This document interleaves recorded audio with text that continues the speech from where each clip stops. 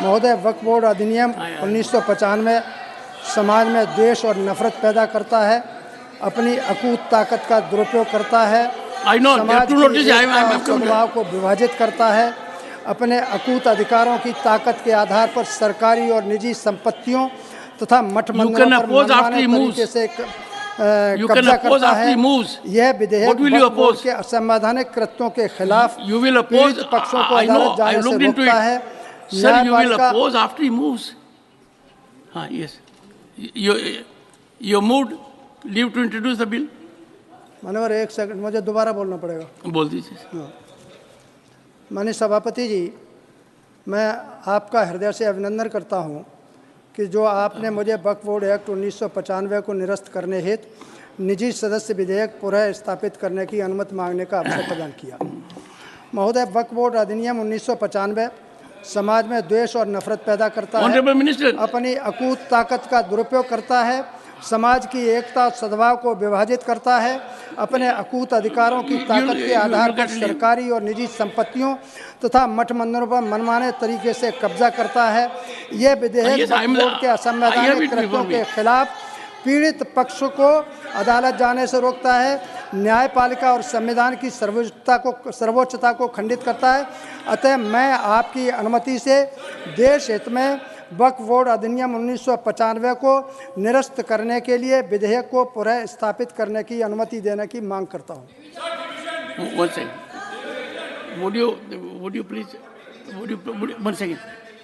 Honorable members, 1 second. I am fully updated with the rules. The honorable member has moved it. I have now 2 notices before me. I will give opportunity to those persons and then the question will come. This is the only procedure we can follow. It will happen after the 2 honorable members have had their say.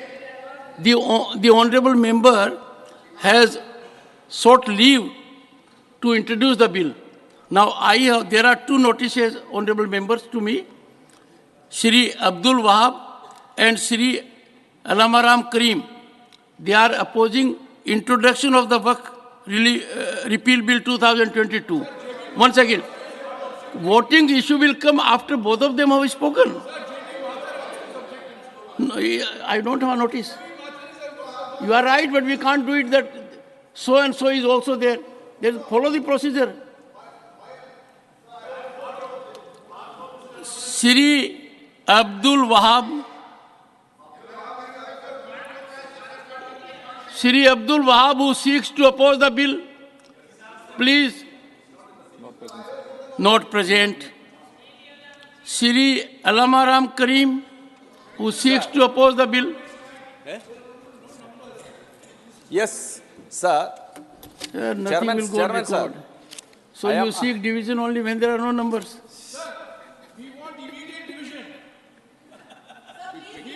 Sir, sir. Sir, you may want immediate division, immediate power, immediate passing, immediate decline. That can happen only and only according to procedure.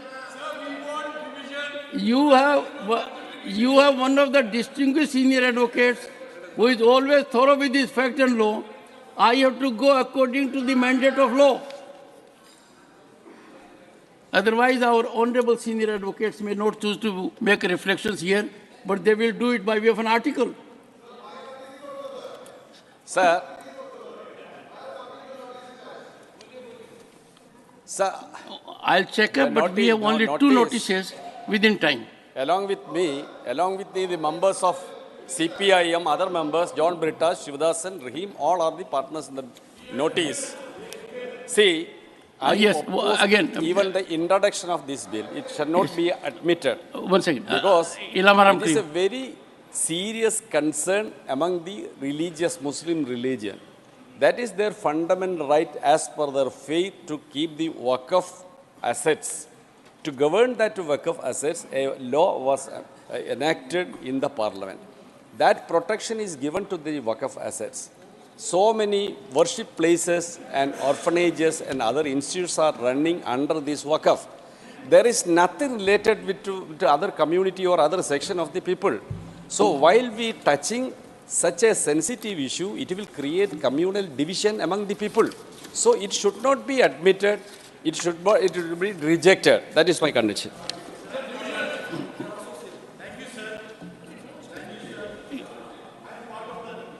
Dr.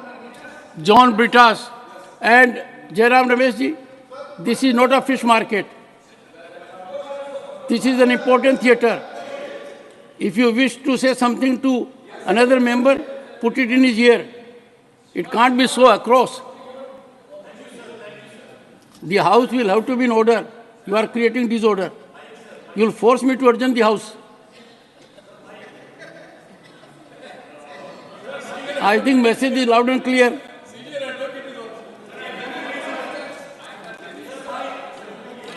I have given floor to Dr. John Britas. Mike. Thank you very much.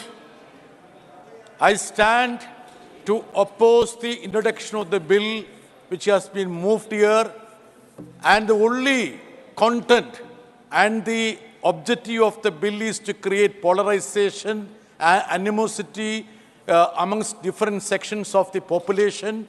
This will have far-reaching impact in the society, and a member from the ruling party should not indulge in such bills which creates polarization and disharmony, which is obviously against the tenets of the Constitution. Thank you, sir.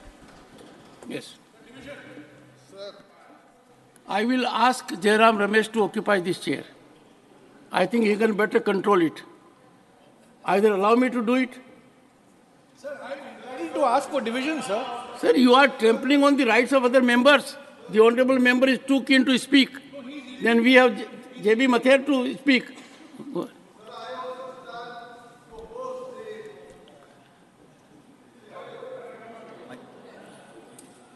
Sir, I stand to oppose the introduction of this bill.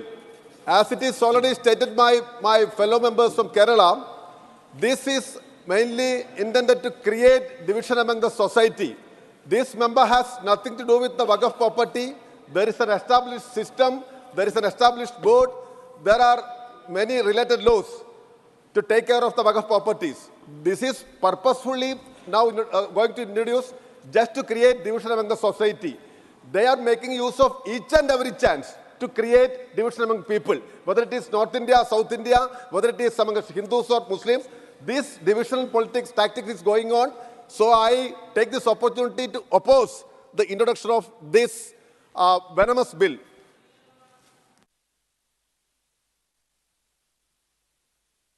Son.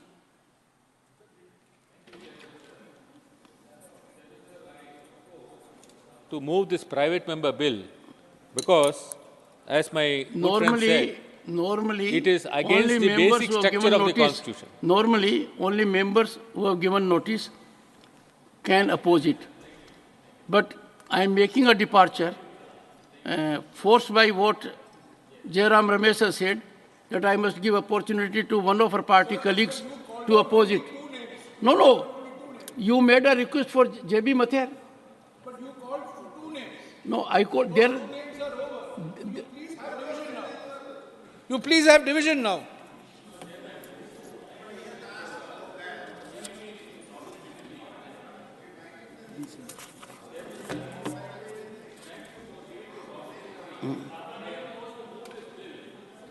It is violating the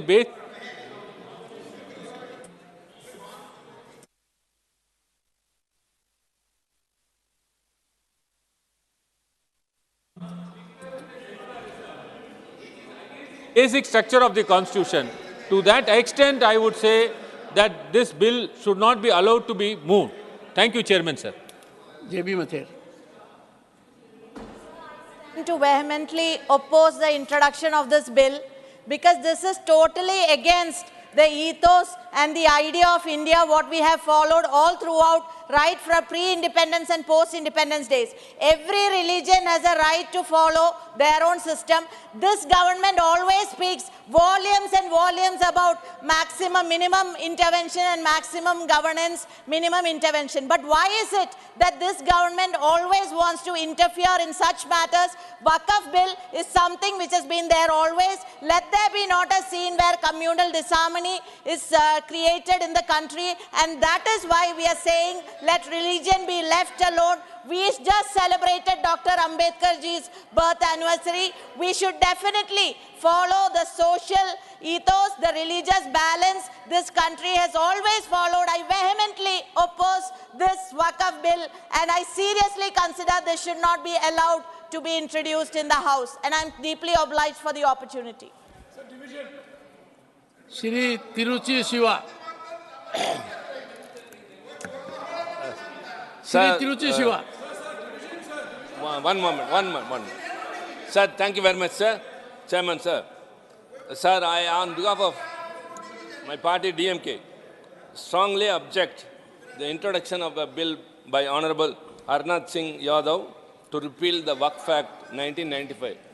Sir, when the division of the partition happened in 1947, Muhammad Ali Jinnah said, all the Muslims come to me, along with me to Pakistan. But the Muslims in this country told that we are Muslims, but India is our nation. Sir, the Constitution has given so much of protection to the minorities, and one among them is this Waqf. Sir, repealing such things will cause very big repercussions in this country across, and it will develop a sort of insecure mind in the Muslim community in the country. So, sir, in the interest of the nation and the integrity and what we have maintained all these days with the name of secularism, this has to be not to be introduced, sir, and I request Harivansh Singh himself to please withdraw that, or you please put it to division, sir. Thank you very much. Shri V. Shivdasan. My request is this great house is to be promoted the communal harmony, love and affection to the people. But here this bill, the Waqf repeal bill, that is trying to promote the communal venom to the people. So the bill should not be present here. I requesting to the member to withdraw the bill. Shri Jawahar Sarkar. Sir. कोई हाथ तो race करे? Sir, Rakesh ji. Sir, I thank you for your kindness in allowing me to speak a few words. I would only submit to the member and to you, sir, not to allow the introduction of this bill because it seeks to promote communalism. This is not correct. One plea that I make to my friends in the treasury benches, the Muslims of India are not living at the grace and mercy of the majority community. They are as much Indians as anyone else. And please do not try to take the right to try to heckle them on every occasion. Sir, I submit to you and to the honourable member to withdraw a bill that seeks to introduce divisionism and hatred. This is a fundamental right that they have enjoyed, the community has enjoyed. Please do not allow a mischievous act, a mischievous legislation to even think of withdrawing the natural rights of the Muslims of India. Shri Rakesh Sinha. One, are you opposing the bill, Rakesh? Yes. Only those who seek to oppose the bill. That's what I say. No. Mr. Jairam Ravi, I'm asking the same thing. Chairman, sir. Please, you don't allow me to follow the rule. सभापति महोदय मुझे Neeraj ji, you can speak only from chair. सभापति महोदय मुझे No, if you have to say something from the chair. Are you opposing the introduction? No. Rules permit, one second. I have been indulgent because on this issue, the honorable members wanted to oppose it. Those who oppose or seek to oppose, I'll give floor to them. Then take your seat. No. Take your seat. No. Nothing will go on record. I can give floor only to those who seek to oppose the introduction. And why I am doing this? I have sensed the sentiment of the House. And therefore, there is an appeal also from some members that the honorable member should take a particular course of action. And therefore, I will allow floor only to those who seek to oppose the introduction of bill. No. Good, okay. धन्यवाद सभापति जी। मैं इस bill को पुरस्थापित करने का विरोध करता हूं। यस। और मुझे लगता है कि हमारे बुजुर्ग साथी हरनाथ जी आदतन ऐसे विषयों को निजी विधेयक के रूप में सदन के अंदर लाते हैं बार बार, जिससे समाज के अंदर वैमनस्य बढ़े और खाई बढ़े। मैं अकेला अभी तक के जितने साथियों ने अपोज किया है इस बिल को, मैं पहला स्टेक होल्डर हूं इस बिल का। इसलिए मेरी बात सुनी जाए कि वक्फ की संपत्ति सिर्फ मुसलमानों के द्वारा वक्फ की गई संपत्ति होती है और मुसलमानों ने भारत सरकार के जो कायदे कानून हैं वक्फ के संबंध में उसको फॉलो करने का डिसीजन लिया है। किसी दूसरे व्यक्ति के द्वारा दी गई संपत्ति ना वक्फ हो सकती है, ना उसके ऊपर मुसलमानों का कोई अधिकार हो सकता है। इसलिए मैं आपसे ये निवेदन कर रहा हूं कि ये एक्सक्लूसिवली एक रिलीजियस कम्युनिटी का इंटरनल मामला है और इसे रेगुलेट करने के लिए संबंधित कानून हमारे देश की संसद ने बना रखा है। इसमें हस्तक्षेप करना गैर जरूरी है। इसलिए मैं इस बिल का जो वो प्रस्तावित करना चाहते हैं पुरजोर विरोध करता हूं। धन्यवाद। नासिर सर बोलो सर, मैं ये जो सर मैं ये इस बिल का इंट्रोडक्शन का अपोज करने के लिए खड़ा हूँ सर। पूरे देश में वो फैक्ट है और वो फैक्ट क्लियरली डिस्कस किया गया है, डिबेट किया गया है पार्लियामेंट में, और पार्लियामेंट जो है उस वो फैक्ट को टाइम टू टाइम अमेंड भी किया है। प्रॉपरली गवर्नमेंट अमेंडमेंट्स लाती है जब जब जरूरत पड़ती है तो, और उसको वो फैक्ट को अमेंड किया गया। ये पर्सनल मैटर है और वक्फ जो है क्लियरली डिफाइंड है, सब कुछ पूरे स्टेट्स में इसके बॉडीज हैं, इसके कमिटीज हैं, उसमें इलेक्शंस होता है, सब कुछ ठीक है। ये सिर्फ कम्युनलाइज करने के लिए, पोलराइज करने के लिए, अननेसेसरी डिबेट पैदा करने के लिए मिसच्यूअस प्रपोजल यहाँ पे लेके आए हैं। मुझे लगता है कि इसको अलो बिल्कुल नहीं करना चाहिए और मैं चाहता हूँ उसके ऊपर अगर हो सके तो डिवीजन भी करवा दें। डॉक्टर फौजिया खान। सर, इस बिल का वक्फ रिपील बिल 2022 जो लाया गया है इसका मैं भरपूर विरोध करती हूँ और ये बिल बिल्कुल अनकॉन्स्टिट्यूशनल है सर, क्योंकि हर रिलीजन को हमारे देश में फ्रीडम दिया गया है, उनके रिलीजियस भावनाओं को प्रोटेक्शन दिया गया है और भी समाजों के लिए इस तरह के बिल है सर, धार्मिक संस्थान वाले बिल्स हैं। तो जिस तरह हर धर्म को अपना प्रोटेक्शन करने का अधिकार है संविधान ने दिया हुआ, मुस्लिम समाज को भी ये अधिकार है। इसलिए इस बिल को मैं आपसे विनंती करती हूँ, प्लीज़ ये इस सभागृह में मत आने दीजिएगा सर, और डिवीजन के लिए मैं मांग करती हूँ। बाबा माची। सर, मैं वक्फ रिपील बिल 2022 का विरोध करती हूँ क्योंकि ये हमारे मुसलमान भाइयों का इंटरनल मामला है और उस पर उनका अधिकार है और उसको लेके समाज में उनके यहाँ इलेक्शंस होते हैं और राज्य में भी, झारखंड में भी मैं देखती हूँ लगातार इसको लेके लोग सक्रिय रहते हैं। ये उनके सेंटिमेंट से जुड़ा हुआ मामला है सर, इसमें हस्तक्षेप न किया जाए ताकि उनके मन में जो एक इस देश में रहने के बाद भी जो असुरक्षा की भावना बढ़ती जा रही है वो और बढ़ जाएगी। इससे आपस में लड़ाई झगड़े, सांप्रदायिक एकता में भी बहुत लोगों में फिर से वैमनस्य की भावना उभरेगा। धन्यवाद सर। प्रोफेसर मनोज कुमार झा। शुक्रिया सर। शुरू में धन्यवाद आपका। शुरू में सोचा था कि बाकी सदस्य बोल देंगे, उसके बाद आप निर्णय लेंगे डिवीजन का। निर्णय हाउस लेगा? नहीं, मैंने कहा शुरू में कुछ लोग बोल देंगे तो मैं अपनी बात। Let me tell you, on this particular day Jairam ji has forgotten the rules. after you speak out, there is a procedure I'll follow. जी sir. There will be an occasion for him or every other member to Thank you, demand sir. division or not to demand it. Thank you sir.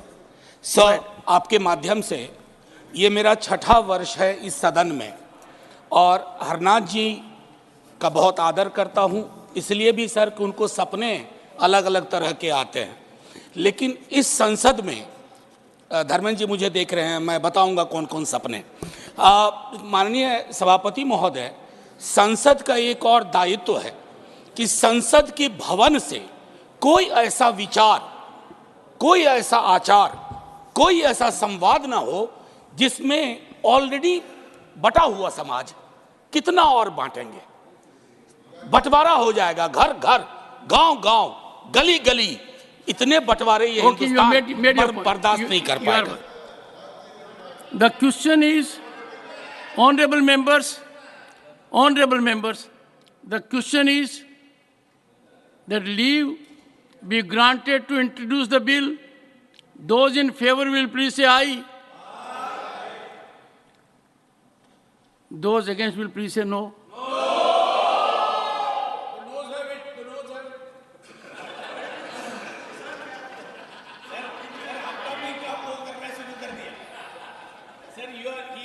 Your work also lighter. No, the point is that I will have to look into the lexicon, what is meant by incorrigibility. And incorrigibility when a man is in sound company of very intelligent people all around. I think eyes have it. The eyes have it. Division. Let the lobbies be cleared.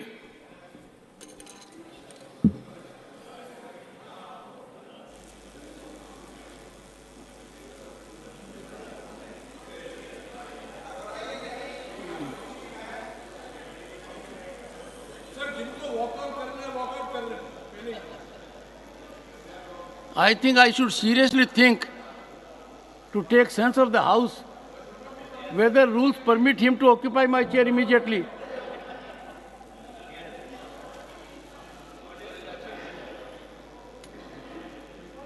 Sir, intelligence is a double-edged weapon.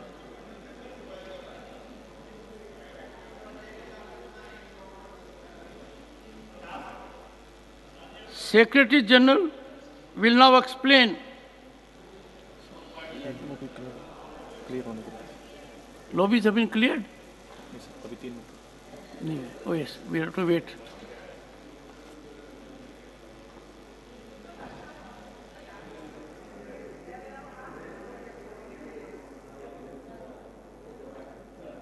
We have to get confirmation from the marshal. हो गया?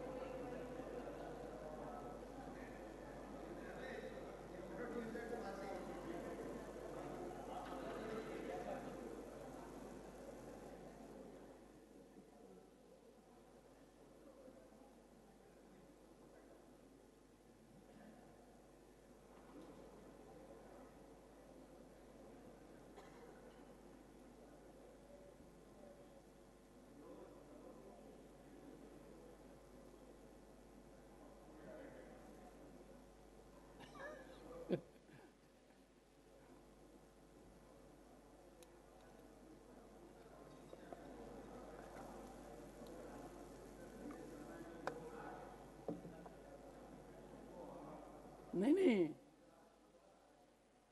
जिनको जाना था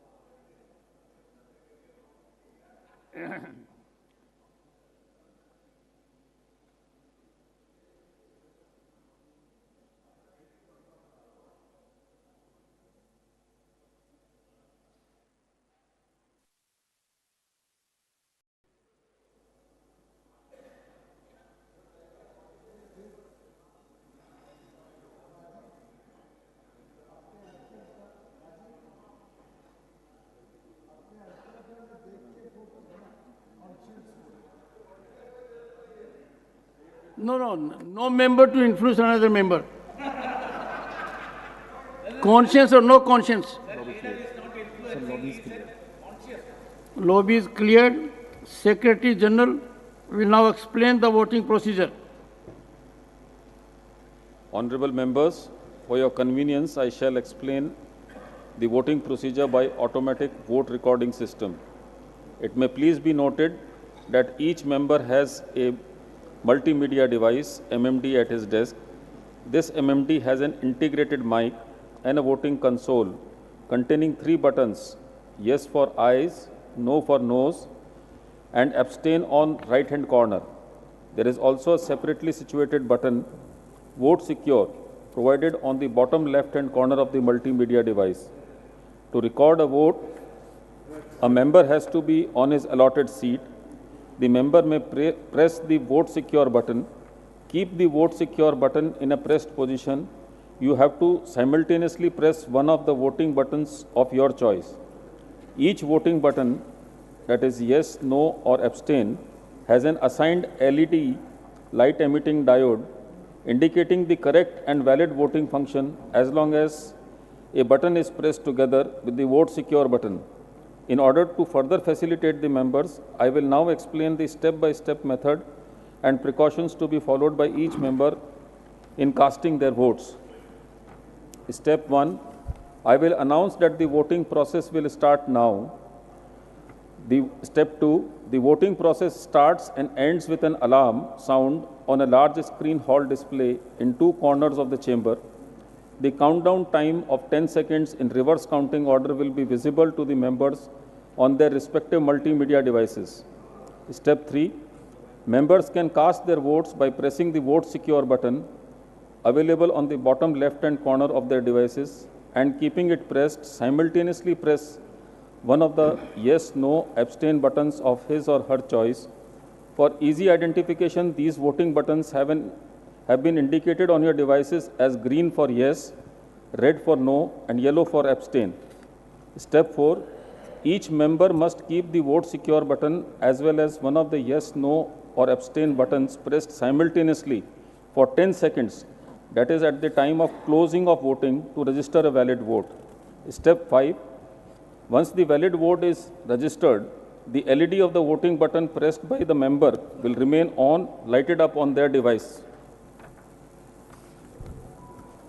At the time of casting the vote, if the member observe that the LED of yes, no, or abstain buttons are simultaneously blinking, it means that their vote is not being registered. Therefore, they shall immediately release the voting button pressed by them without releasing the Vote Secure button and have to press again within 10 seconds period to register a valid vote.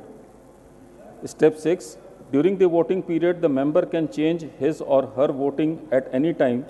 The button pressed at the time when the voting period is ending, that is the 10th second, will be recorded. In case either one or both the buttons are released prior to the close of voting period, the vote will not be registered. If a member finds that he or she has voted by mistake by pressing the wrong button, he or she can be allowed to correct the mistake through a correction slip devised for the purpose, provided he or she brings it to the notice of the chairman before the result of division is announced.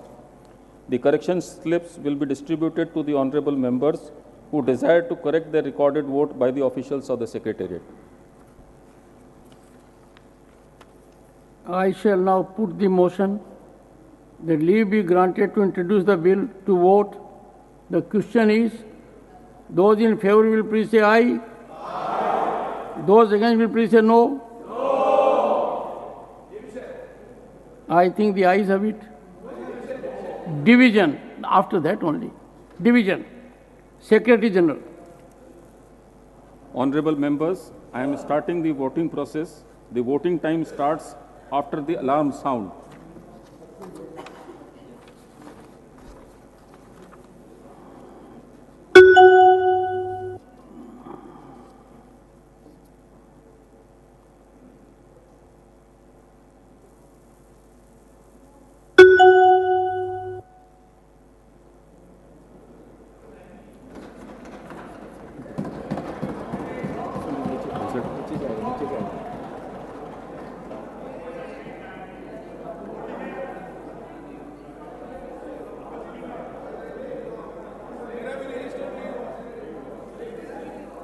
You have to be technologically savvy. Ekagrta. Get asleep and follow the procedure.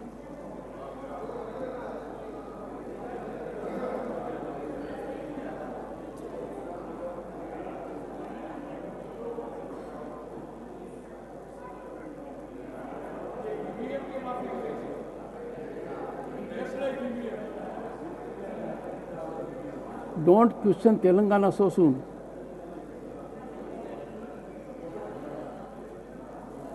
Don't question so soon.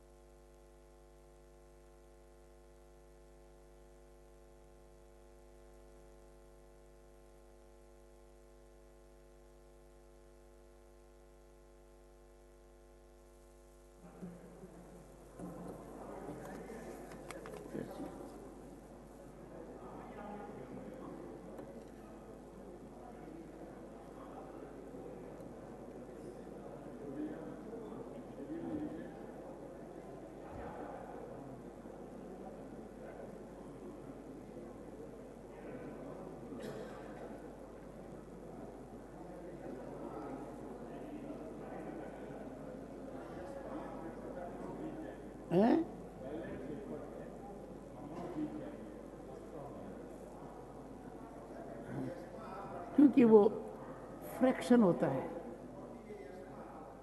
0.01.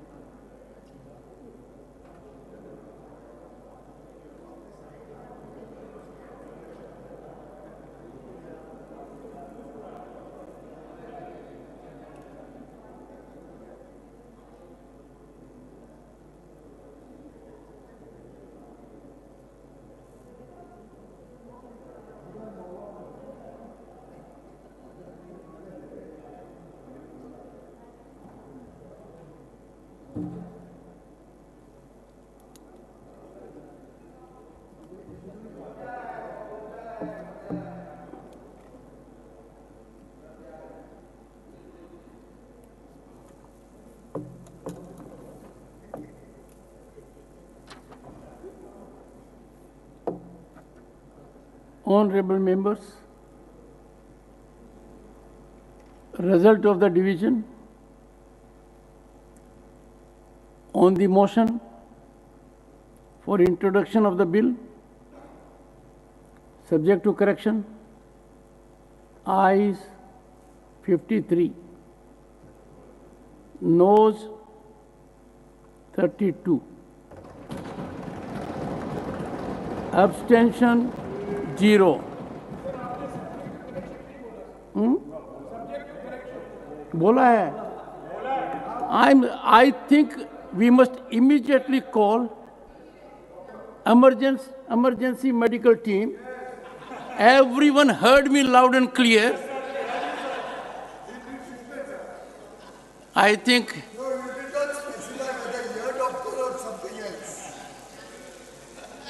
a friend coming to his aid now.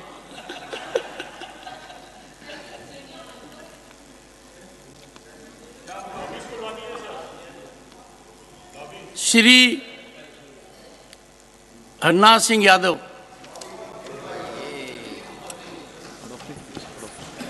माननीय सभापति जी,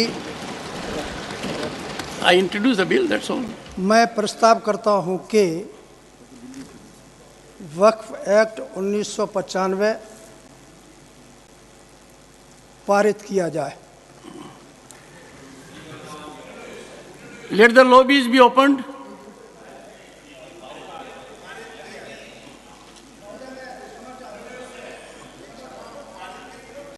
क्षमा चाहता हूं. Harinath ji, you have to introduce the bill. You sought leave of this house to introduce the bill.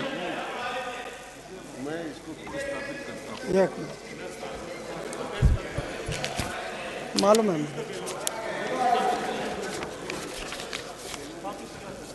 माननीय सभापति जी, वक्फ act 1995 केवल 2 minute लूँगा. अतार्किक है, असंवैधानिक है, नहीं, अव्यवहारिक है. Harinath ji, you sought leave to introduce the bill. Are you introducing the bill? नहीं, are you introducing the bill? अतः मैं आपके माध्यम से पूरे सदन से दलीय भावना से ऊपर उठकर मेरे द्वारा प्रस्तुत विधेयक के समर्थन की मांग करते हुए पूर्ण पवित्र भाव से Harinath ji, honorable member, स्थापित करता are you introducing the bill? Are you introducing the bill? Are you introducing the bill? Are you introducing the bill? महोदय, मैं अपने इस बिल को देश हित में पुरस्तापित. Are you introducing the bill? मैं पुरस्तापित करता हूं sir. The Constitution Amendment Bill 2023, Amendment of Article 348, Shri Harnath Singh Yadav to move for leave to introduce the bill.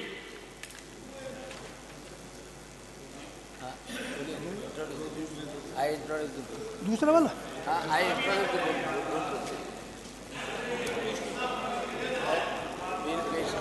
मैं मान्यवर पूर्ण पवित्र भाव से देश हित में अपने इस विधेयक को पुनर्स्थापित करता हूं. The question is that leave be granted to introduce the bill. Those in favor will please say aye. Those against will please say no. I think the ayes have it. The ayes have it. The ayes have it. Shri Harnath Singh Yadav. Are you introducing the bill, Harnath Singh ji? मैं अपने इस bill को पुनर्स्थापित करता हूं. 3. The representation of the People Amendment Bill 2022, Shri Irana Kadadi, to move for leave to introduce the bill. Not present. The Constitution Amendment Bill 2022, insertion of new Article 21 capital B, Shri Irana Kadadi to move for leave to introduce the bill. Not present.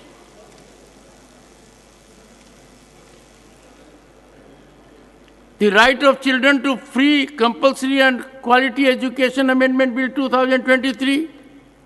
Sri Irana Kadadi to move for leave to introduce the bill. Not present. The Prevention and Eradication of Human Sacrifice and Other Superstitious Practices Bill 2022. Sri Binoy Viswam to move for leave to introduce the bill. Absent, sir. Not present. The Indian Penal Code Amendment Bill 2022, Amendment of Section 375. Sri Binoy Viswam to move for leave to introduce the bill. Not present. The Constitution Amendment Bill 2023, Amendment of Articles 58, 66, 72, etc. Sri Binoy Viswam to move for leave to introduce the bill. Not present. The Constitution Amendment Bill 2022, Amendment of the 8th Schedule. Sri Rajiv Shukla to move for leave to introduce the bill. Thank you, Chairman. With your permission, I seek the leave of the House to introduce a bill further to amend the Constitution to include Chhattisgarhi language in 8th Schedule of the Constitution. The question is that leave be granted to introduce the bill. Those in favor will please say aye. Those against will please say no.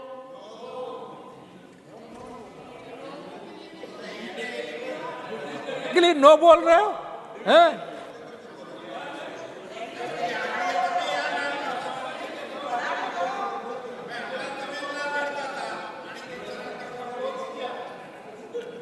I think the ayes have it. I think the ayes have it. The ayes have it.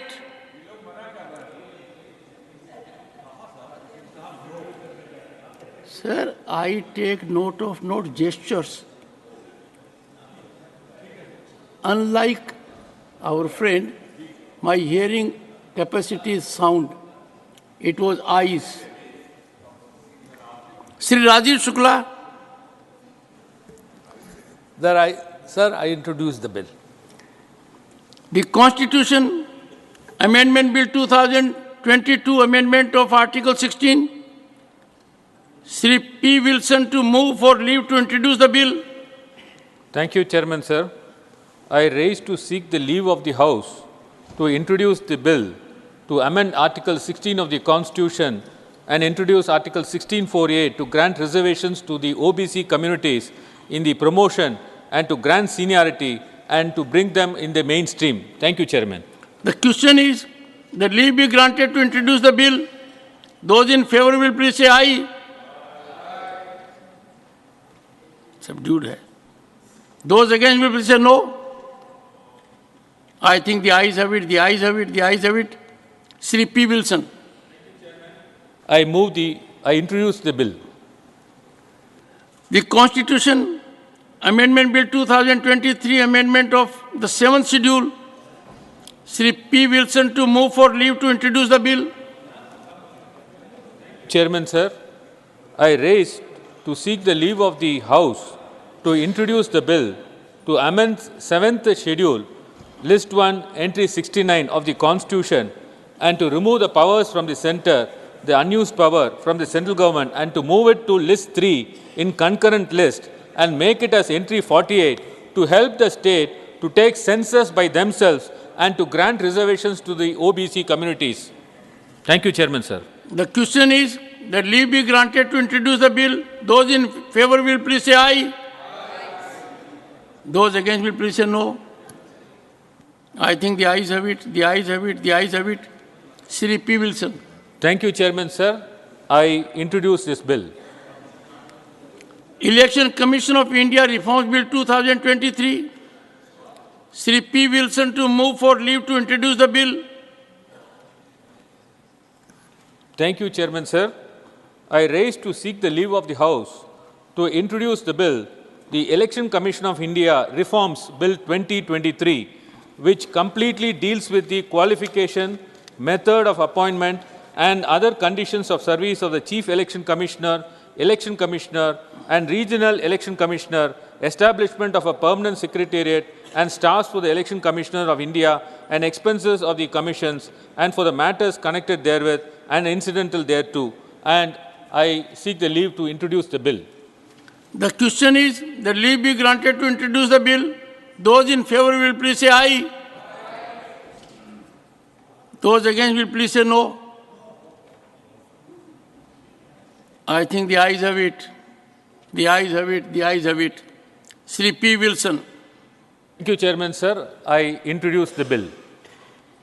The Constitution Amendment Bill 2022, Amendment of Articles 102, 191 and the 10th Schedule. Shrimati Priyanka Chaturvedi to move for leave to introduce the bill. Honorable Chairman, sir, I rise to seek the leave to introduce a bill further to amend Articles 102, 191 and the 10th Schedule of the Constitution of India for matters connected therewith and incidental thereto. The question is that leave be granted to introduce the bill. Those in favor will please say aye. Those against will please say no. I think the ayes have it. The ayes have it. The ayes have it. Shrimati Priyanka Chaturvedi. Thank you so much, Honorable Chairman, sir. I introduce the bill to strengthen anti-defection laws by amending Article 102, 191 and the 10th Schedule. Thank you, sir.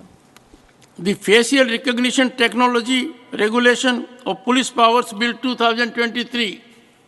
Sir, Shrimati Priyanka Chaturvedi to move for leave to introduce the bill.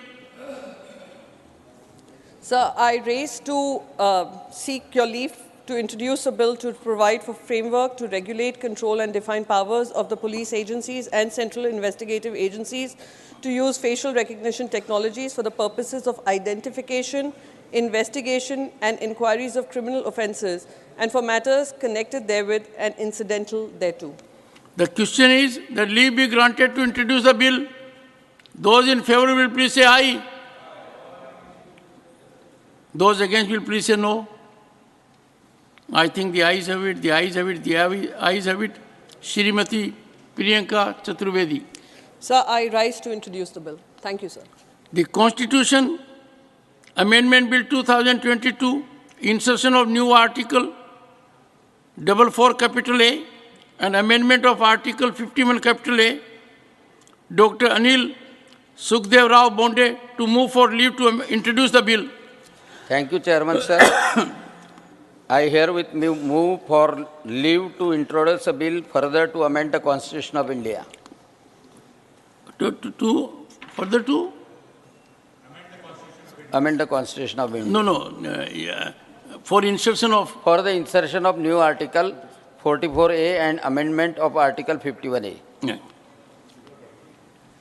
The question is that leave be granted to introduce the bill. Those in favor will please say aye. Those against will please say no. I think the ayes have it, the ayes have it, the ayes have it. Dr. Anil Sukhdev Rao Bonde. Thank you, sir.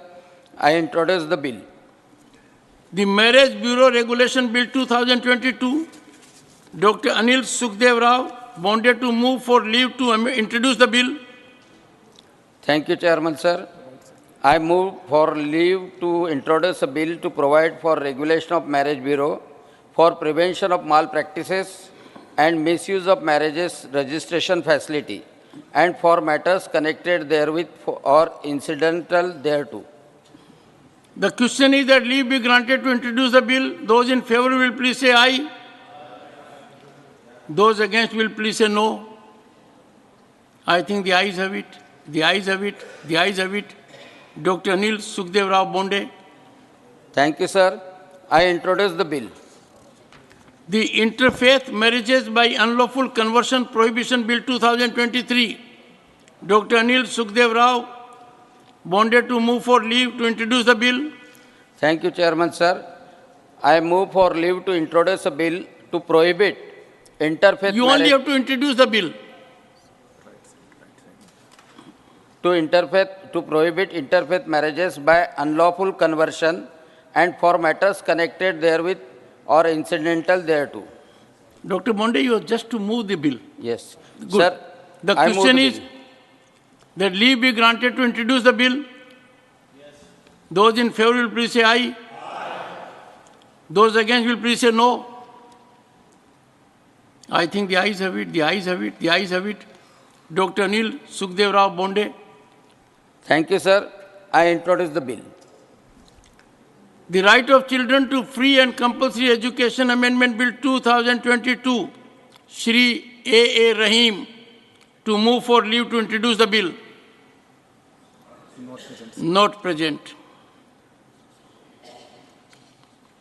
The Constitution Amendment Bill 2023, Amendment of Article 371A, Shri A. Rahim, to move for leave to introduce the bill. Not present. The Securitization and Reconstruction of Financial Assets and Enforcement of Security Interest Amendment Bill 2023, Shri A. Rahim, to move for leave to introduce the bill. Not present.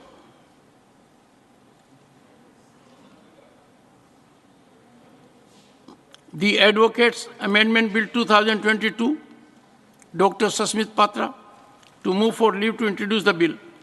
Sir, I move for leave to introduce a bill, the Advocates Amendment Bill 2022, to further amend the Advocates Act 1961. The question is that leave be granted to introduce the bill. Those in favor will please say aye. Aye. Those against will please say no. I think the ayes have it, the ayes have it, the ayes have it. Dr. Sasmit Patra. Sir, I introduce the bill. The Indian Penal Code Amendment Bill 2022, substitution of sections 124 capital A and 309 and amendment of section 375. Dr. Sasmit Patra, to move for leave to introduce the bill. Sir, I move for leave to introduce a bill, the Indian Penal Code Amendment Bill 2022, substitution of sections 124A and 309 and amendment of section 375, further to amend the Indian Penal Code 1860. The question is that leave be granted to introduce the bill. Those in favor will please say aye. Aye. Those against will please say no. I think the ayes have it, the ayes have it, the ayes have it. Dr. Sasmit Patra. Sir, I introduce the bill. The Constitution Amendment Bill 2022, substitution of Articles 331 and 333. Dr. Sasmit Patra, to move for leave to introduce the bill. Sir, I move for leave to introduce a bill, the Constitution Amendment Bill 2022, substitution of Articles 331 and 333, further to amend the Constitution of India. The question is that leave be granted to introduce the bill. Those in favor will please say aye. Aye. Those against will please say no. I think the ayes have it, the ayes have it, the ayes have it. Dr. Sasmit Patra. I introduce the bill. Thank you, sir. The Micro, Small and Medium Enterprises Development Amendment Bill 2022. Dr. Kanimoji, NV and Somu, to move for leave to introduce the bill. Sir, I rise to seek the leave of the House to introduce the bill further to amend the Micro, Small and Medium Enterprises Development Act 2006. The question is that leave be granted to introduce the bill. Those in favor will please say aye. Aye. Those against will please say no. I think the ayes have it, the ayes have it, the ayes have it. Dr. Kanimoji, NV and Somu. Thank you so much, Chairman. I introduce the bill. The Food Safety and Standards Amendment Bill 2022. Dr. Kanimoji, NV and Somu, to move for leave to introduce the bill. Sir, I rise to seek the leave of the House, the bill to introduce a bill further to amend the Food Safety and Standards Act 2006. The question is that leave be granted to introduce the bill. Those in favor will please say aye. Those in favor will please say aye. Those against will please say no. I think the ayes have it, the ayes have it, the ayes have it. Dr. Kanimoji, NV and Somu. Thank you, Chairman, sir. I introduce the bill. The Special Financial Assistance to the State of Tamil Nadu Bill 2022. Dr. Kanimoji, NV and Somu, to move for leave to introduce the bill. Sir, I rise to seek the leave of the House to introduce a bill to provide for special financial assistance to the state of Tamil Nadu for the purpose of sustainable and balanced development of growth-oriented infrastructure such as affordable housing, drinking water, roads, sanitation, creation of grain and fodder banks, skill development, textile parks, food processing zones, cloud seeding and welfare schemes for women, children, senior citizens and people living below the poverty line in the state, and encouraging traditional water conservation through lakes, ponds, wells, rainwater harvesting and afforestation, and for matters connected thereof and incidental hereto. The question is that leave be granted to introduce the bill. Those in favor will please say aye. Aye. Those against will please say no. I think the ayes have it. The ayes have it. The ayes have it. Dr. Kani Moji and VN Somu. Thank you, Chairman, sir. I introduce the bill. The Hate Speech and Hate Crimes Prevention Bill 2022. Sri K.R. Suresh Reddy to move for leave to introduce the bill. Thank you, Chairman, sir. I rise to seek the leave of the House to introduce the Prevention of Hate Speech and Hate Crimes Bill 2022. The question is that leave be granted to introduce the bill. Those in favor will please say aye. Aye. Those against will please say no. I think the ayes have it, the ayes have it, the ayes have it. Sri K.R. Suresh Reddy. Chairman, sir, I introduce the bill. Thank you. The Andhra Pradesh Reorganization Amendment Bill 2023. Sri K.R. Suresh Reddy to move for leave to introduce the bill. Chairman, sir, I rise to seek the leave of the House to introduce the Andhra Pradesh Reorganization Amendment Bill 2022. The question is that leave be granted to introduce the bill. Those in favor will please say aye. Those against will please say no. I think the ayes have it. The ayes have it. The ayes have it. Shri K.R. Suresh Reddy. Thank you, Chairman, sir.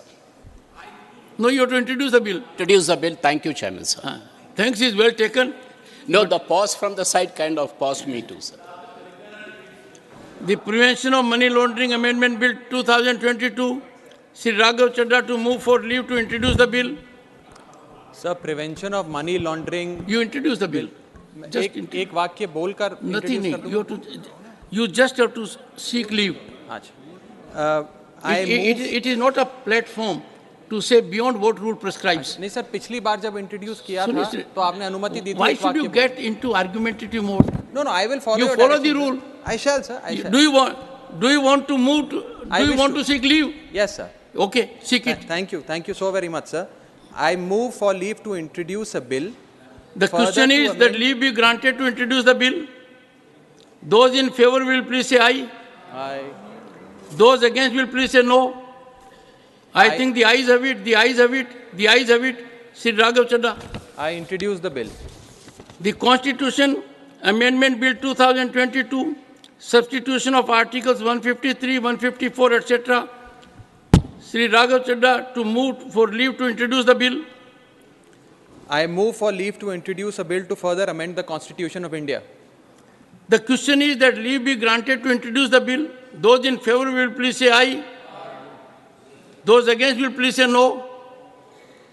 I think the ayes have it. The ayes have it. The ayes have it.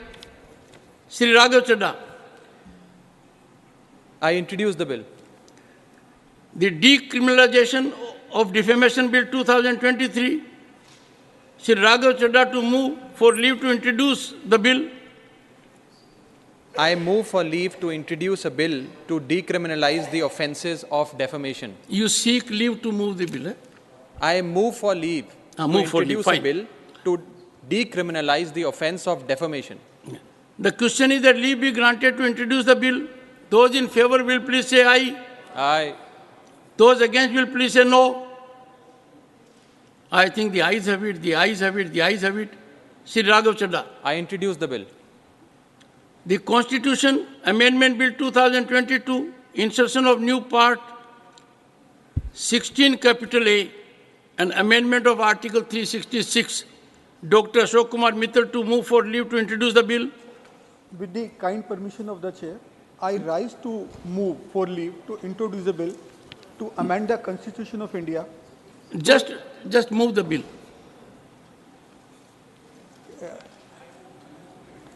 I rise to move for leave to introduce a bill. Good. To amend the The question is that leave be granted to introduce the bill. Those in favor will please say aye. Those against will please say no. I think the ayes have it, the ayes have it, the ayes have it. Dr. Ashok Kumar Mittal. I introduce the bill. The Shopkeepers Welfare Bill 2022. Dr. Ashok Kumar Mittal to move for leave to introduce the bill. I rise to move for leave to introduce the bill. The question is that leave be granted to introduce the bill. Those in favor will please say aye. Those against will please say no. I think the ayes have it, the ayes have it, the ayes have it. Dr. Ashok Kumar Mittal. I introduce the bill. The Khadi Spinners, Weavers and Khadi Institutions Protection and Welfare Bill 2022. Shri Anil Prasad Hegde to move for leave to introduce the bill. I move for leave to introduce a bill to provide for the protection of distressed Good Khadi enough. spinners. Introduce the bill. That's good enough. Doctor. I seek the leave. Yes. The question is that leave be granted to introduce the bill. Those in favor will please say aye. Aye. Those against will please say no. I think the ayes have it, the ayes have it, the ayes have it. Shri Anil Prasad Hegde. I introduce the bill. The Sustainable Agriculture Ban on Harmful Chemicals Bill 2023, Shri Anil Prasad Hegde to move for leave to introduce the bill. I move for leave to introduce a bill to provide sustainable agriculture by banning the use of harmful chemicals in farming Good. and for introduce connected. Only bill. I move the bill. The question is that leave be granted to introduce the bill. Those in favor will please say aye. Those against will please say no. I think the ayes have it, the ayes have it, the ayes have it. Shri Anil Prasad Hegde. I introduce the bill. The Motor Vehicles Amendment Bill 2022. Shri Almaram Karim to move for leave to introduce the bill. Thank you, Chairman. I move for leave to introduce a bill further to amend the Motor Vehicle Act 1988. Sir, just introduce the bill. Thank you, sir. The question is that leave be granted to introduce the bill. Those in favor will please say aye. Those against will please say no. I think the ayes have it, the ayes have it, the ayes have it. Shri Alamaram Karim. I introduce the bill. The Kashmiri Pandits Recourse Restitution, Rehabilitation and Resettlement Bill 2022. The Honorable Member has sought my leave, so I am passing it over. I had granted him that accommodation.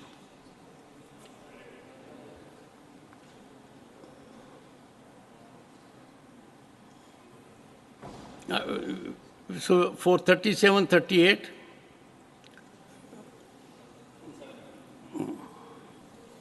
yes, 38. The sexual harassment of women at workplace, prevention, prohibition and redressal amendment bill 2022. Dr. Fozia Khan to move for leave to introduce the bill.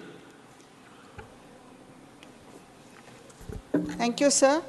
I seek to move for leave to introduce the bill to further amend the section. Thank you, sir. The question is that leave be granted to introduce the bill. Those in favor will please say aye. Those against will please say no. I think the ayes have it, the ayes have it, the ayes have it. Dr. Fozia Khan. Introduce the bill. The Constitution Amendment Bill 2023, insertion of new articles 330 capital A, 330 capital B, etc. Dr. Fozia Khan to move for leave to introduce the bill. Sir, I seek to move for leave to introduce the bill. The question is that leave be granted to introduce the bill. Those in favor will please say aye. Those against will please say no. I think the ayes have it, the ayes have it, the ayes have it. Dr. Fozia Khan. Sir, I introduce the bill. The Constitution Scheduled Tribes Order Amendment Bill 2023. Dr. Fozia Khan to move for leave to introduce the bill.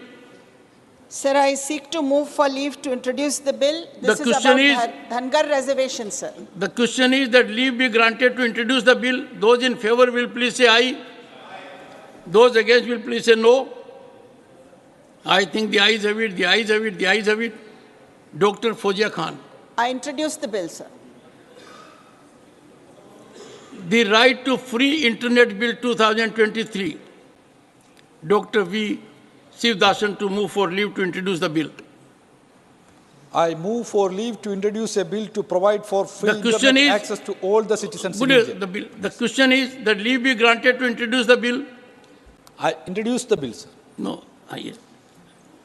Those in favor will please say aye. Aye. Those against will please say no. I think the ayes have it, the ayes have it, the ayes have it. Dr. V. Shivadasan. I introduce the bill, sir. The Right to Public Space Bill 2023. Dr. V. Shivdasan to move for leave to introduce the bill. I move for leave to introduce a bill to provide The question is that leave be granted to introduce the bill. Those in favor, please say aye. Aye. I think the ayes have it, the ayes have it, the ayes have it. Because anyone saying no? Fine. Dr. V. Shivdasan.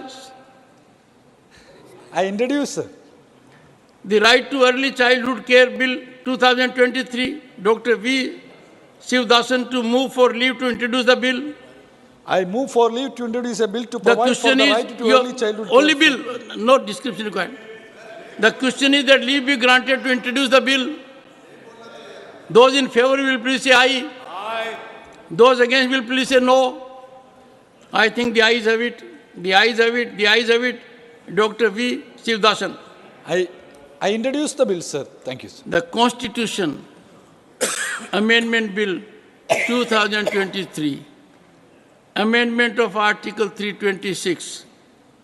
Dr. John Brittas to move for leave to introduce the bill.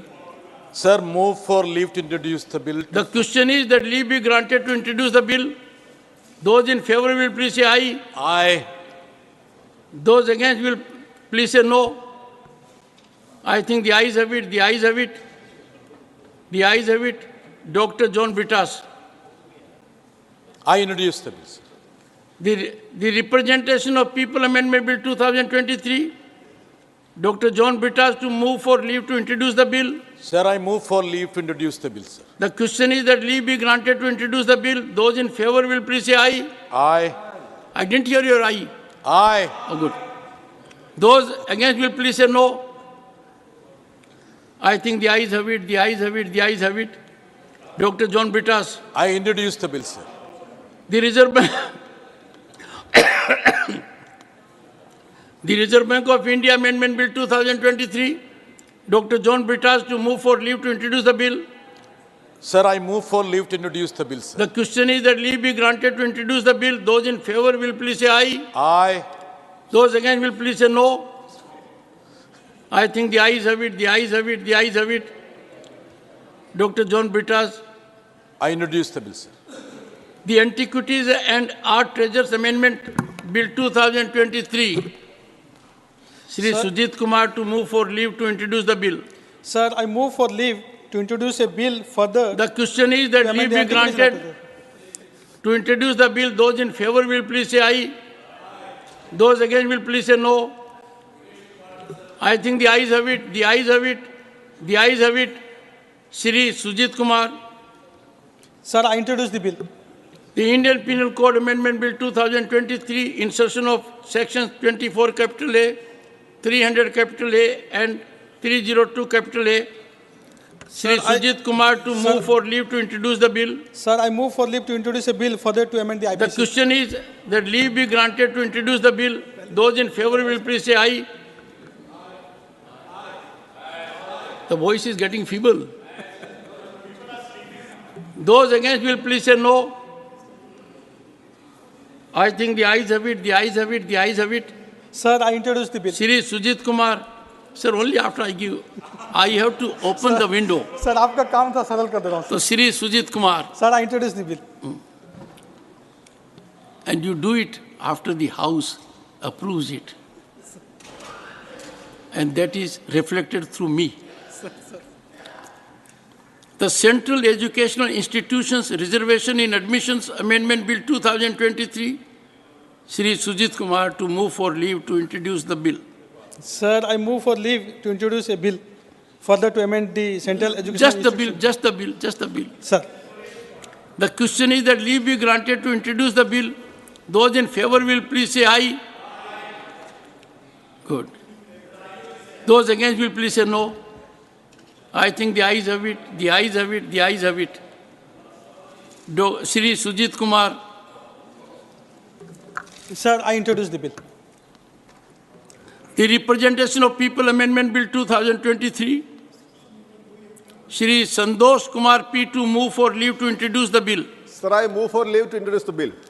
The question is that leave be granted to introduce the bill. Those in favor will please say aye. Those against will please say no. I think the ayes have it, the ayes have it, the ayes have it. Shri Sandosh Kumar P. Sir, I introduce the bill. Thank you. The National Commission for the Welfare of Youth Bill 2023. Shri Sandosh Kumar P. to move for leave to introduce the bill. Sir, I move for leave to introduce the bill. The representation. The question is that leave be granted to introduce the bill. Those in favor will please say aye. Those against will please say no. I think the ayes have it, the ayes have it, the ayes have it. Shri Sandosh Kumar P. Sir, I introduce the bill. Thank you. The Participation of Workers in Management Bill 2023. Shri Sandosh Kumar P. to move for leave to introduce the bill. Sir, I move for leave to introduce the bill. The question is that leave be granted to introduce the bill. Those in favor will please say aye. Aye. Those against will please say no. I think the ayes have it, the ayes have it, the ayes have it. Shri Sandosh Kumar P. Sir, I introduce the bill. Thank you.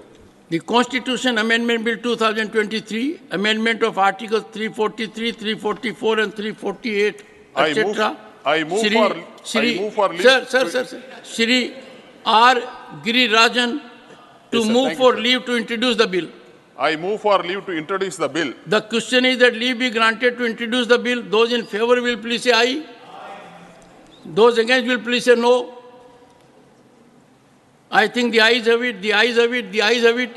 Shri R. Girirajan. I introduce the bill. The Black Money Recovery Bill 2023. Okay, Papa.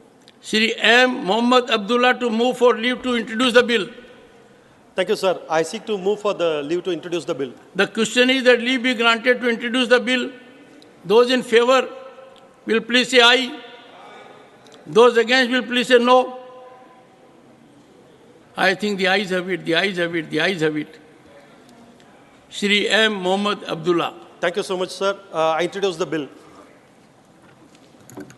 The Freedom of Marriage and Association and Prohibition of Crimes in the Name of Honor Bill 2023. Shri Ramnath Thakur to move for leave to introduce the bill. Move kiya. The question is that leave be granted to introduce the bill. Those in favor will please say aye. Aye. Good. Thakur Sahib said aye. Those against will please say no. I think the ayes have it, the ayes have it, the ayes have it. Shri Ramnath Thakur. I introduce the bill. The Constitution Amendment Bill 2023, Amendment of Articles 124 and 217. Sir, Chairman, sir. Sir. No, sir. I have to open the door. Sir. Shri V. Vijayasai ready to move for leave to introduce the bill. Now. Chairman, sir, reservation in judicial appointments for backward classes in the Supreme Court and High Court, sir. No. Sir, I move for leave to introduce Constitutional Amendment Bill 2023. Good enough. Sir. The question is that leave be granted to introduce the bill. Those in favor will please say aye. Aye. Those against will please say no. I think the ayes have it, the ayes have it, the ayes have it. Shri V. Vijayasai Reddy. Sir, I introduce the bill, sir. The Consumer Protection Amendment Bill 2023. Shri V. Vijay Sai ready to move for leave to introduce the bill. Sir, I move for leave to introduce Consumer The question Protection is Amendment that Bill leave be 2000. granted to introduce the bill. Those in favor will please say aye. Aye. Vijay Sai ready forgot. Okay. Those against will please say no. I think the ayes have it, the ayes have it, the ayes have it. Shri V. Vijay Sai ready. Sir, I introduce the bill, sir. The Central Universities Amendment Bill 2023. Shri V. Vijay Sai ready to move for leave to introduce the bill. Sir, I move for leave to introduce Central Universities Amendment Bill 2020. The bill. The question is that leave be granted to introduce the bill. Those in favor will please say aye. Aye. Those against will please say no. I think the ayes have it, the ayes have it, the ayes have it. Shri V. Vijay Sai ready. Sir, I introduce the bill, sir. The Prevention of Custodial Torture, Bill 2023. Professor Manoj Kumar Jha to move for leave to introduce the bill. Sir, with your kind permission, I move to seek the leave of the House for the introduction of this bill. To move the bill. To move the bill. The question is that leave be granted to introduce the bill. Those in favor will please say aye. Aye. Those against will please say no. I think the ayes have it, the ayes have it, the ayes have it. Professor Manoj Kumar Jha. Sir, I introduce the bill. Thank you so much. The Constitution Amendment Bill 2023, Amendment of Article 51, Capital A. Professor Manoj Kumar Jha to move for leave to introduce the bill. Sir, with your kind permission, I wish to seek the leave of the House to move this bill, which is all about fraternity. The question is that leave be granted to introduce the bill. Those in favor will please say aye. Those against will please say no. I think the ayes have it, the ayes have it, the ayes have it. Professor Manoj Kumar Jha. Thank you so very much, sir. I introduce the bill. The Payment and Settlement Systems Amendment Bill 2023. Dr. Amar Patnaik to move for leave to introduce the bill. Sir, I rise to seek leave to introduce the bill. The question is that leave be granted to introduce the bill. Aye. Those in favor will please say aye. Those against will please say no. I think the ayes have it, the ayes have it, the ayes have it. Dr. Amar Patnaik. I introduce the bill. Thank you, sir.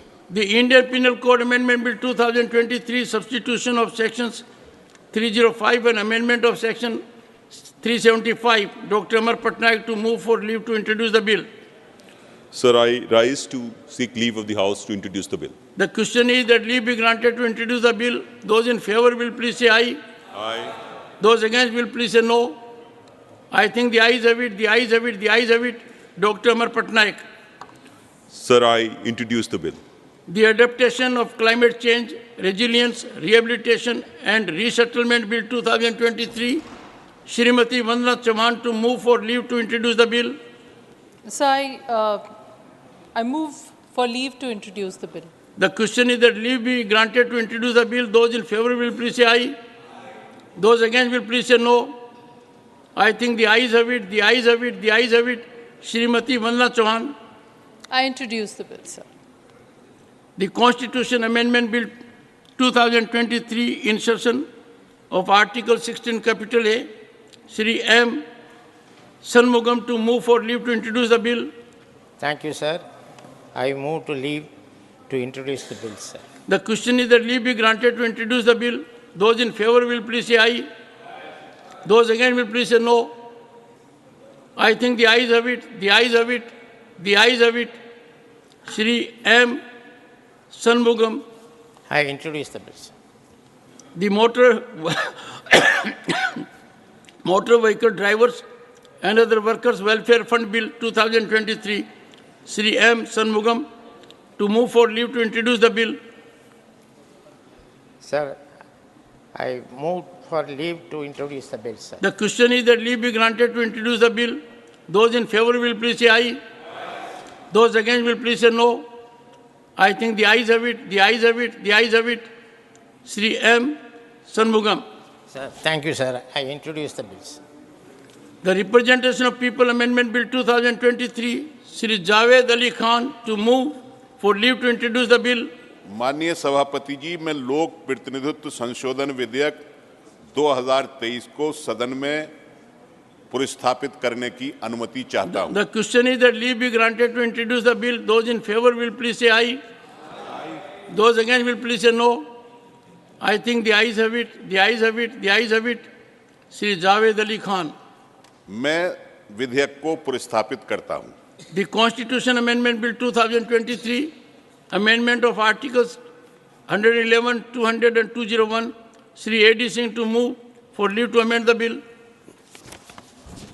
Sir, I move to leave for leave to introduce a bill further to amend the The question is that leave be granted to introduce the bill. Those in favor will please say aye.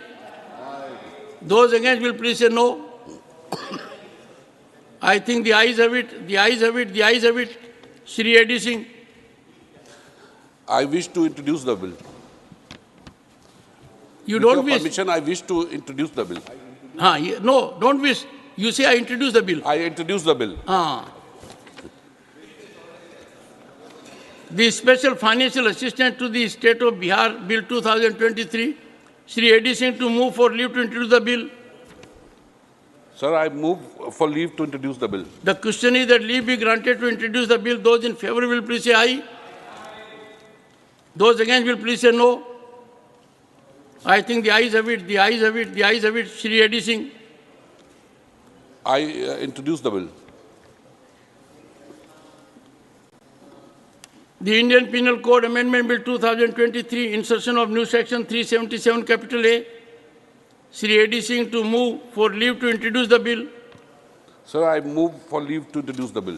The question is that leave be granted to introduce the bill. Those in favor will please say aye. Those against will please say no. I think the ayes have it. The ayes have it. The ayes have it. Shri A.D. Singh. I introduce the bill. The Witness Protection Bill 2023, Shri S. Niranjan Reddy to move for leave to introduce the bill. Not present. The Compulsory Teaching of Lifestyle for Environment Life in Schools Bill 2023, Shri Biplab Kumar Dev to move for leave to introduce the bill. I rise to leave to introduce the bill. The question is that leave be granted to introduce the bill. Those in favor will please say aye. Those against will please say no. I think the ayes have it. The ayes have it. The ayes have it. Shri Biplab Kumar Dev. I introduce the bill. The National Commission for Fishermen Welfare and Support Bill 2023, Shri Mastan Rao Bida to move for leave to introduce the bill. Not present. The Mental Health Care Amendment Bill 2023, Shri Surendra Singh Nagar. Sir, I move for leave to introduce a bill. Let me read out. Let me open the window for you. Shri Surendra Singh Nagar to move for leave to introduce the bill now.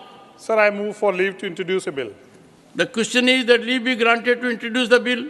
Those in favor will please say aye. Those against will please say no. I think the ayes have it. The ayes have it. The ayes have it. Shri Surendra Singh Nagar. Sir, I introduce the bill. The Right of Children to Free and Compulsory Education Amendment Bill 2023, Shri Tiruchu Siva, to move for leave to introduce the bill. Sir, I move for leave to introduce a bill further to amend the Right of Children to Free and Compulsory Education Act 2009. The question is that leave be granted to introduce the bill. Those in favor will please say aye. Those against will please say no. I think the ayes have it, the ayes have it, the ayes have it. Shri Tiruchi Siva. Sir, I introduce the bill.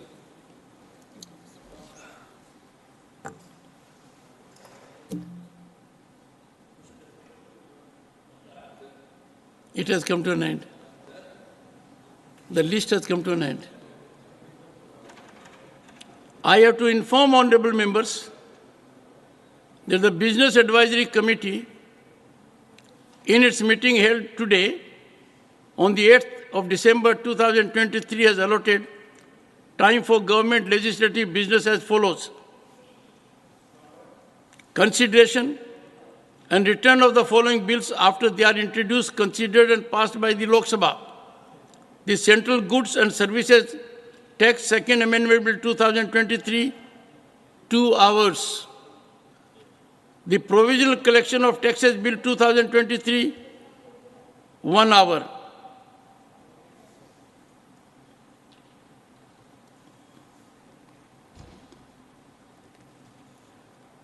Honorable members, considerable time was taken today for the motions for introduction of about 70 private members' bills. I suggest we may continue with the consideration of private members' bill beyond 4:30 p.m. till 5:15 p.m. After that, permitted special mentions will be taken up. Is that sense of the House?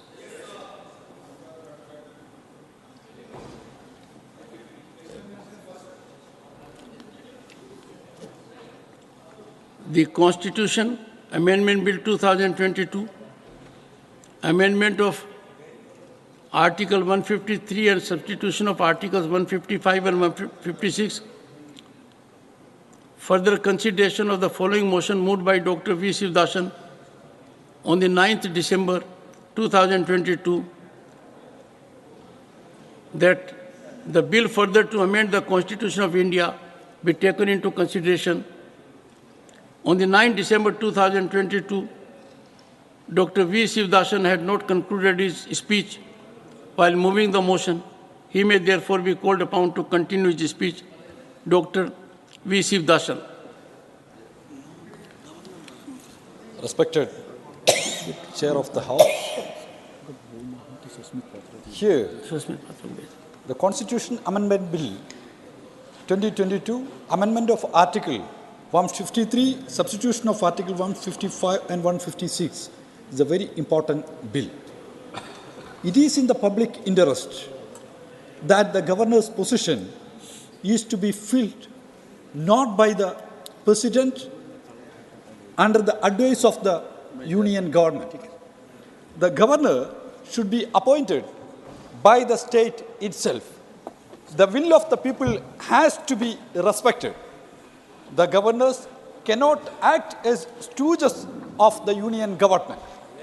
Sir, currently, governors are working as tool of the institution of the Union government into the state. We have a lot of examples. The first article of our Constitution starts with the sentence that I quote, India, that is Bharat, shall be a union of states. It proves the importance of the states. Federalism is a part of the basic structure of our nation, basic structure of our Constitution. We all know the existence of our great nation. India is linked with the existence of its basic character, that is unity in diversity.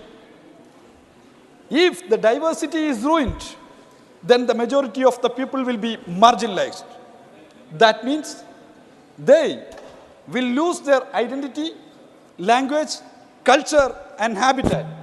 It cannot help in their development. Diversity is the basic principle of the federal structure of our nation. Unity develops and strengthens its diversity. The very structure of our nation, India, as the union of the states, is built by the positive spirit of love, affection, and great respect to the diversity. Respected Chair, our great nation, India was not built by the bricks or bullets and guns or the missiles and forts. It was built by the struggle of freedom fighters, tears of workers, and the sweat of peasants.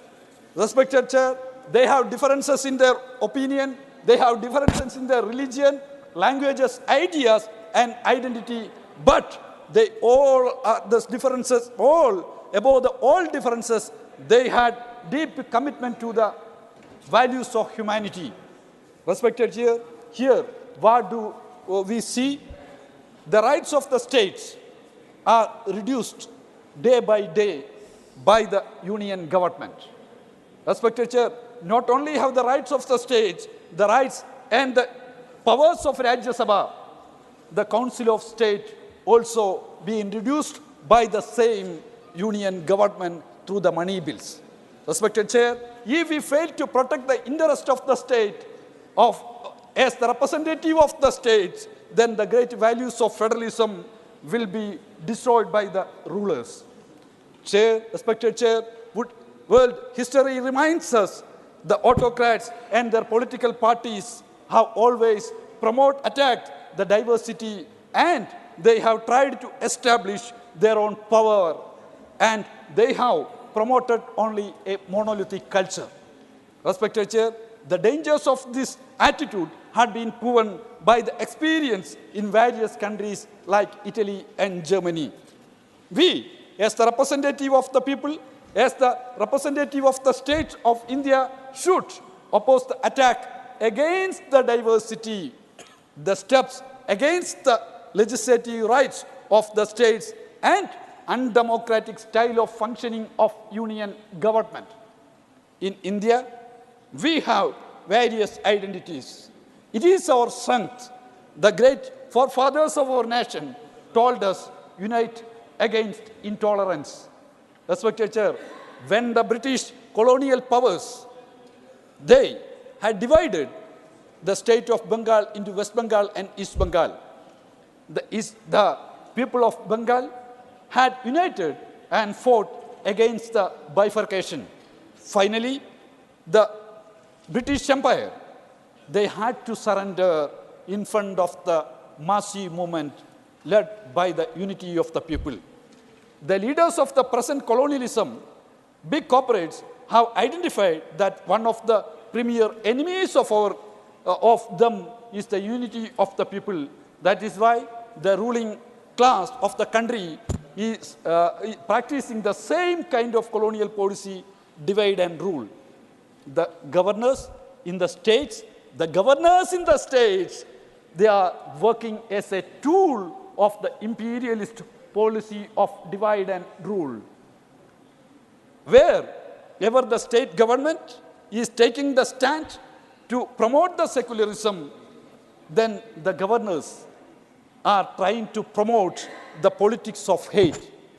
Respected Chair, in Kerala, the Assembly, everybody know that, the Assembly passed a resolution against NRC and upheld the secular values of the nation, secular values of the states, but the governor of Kerala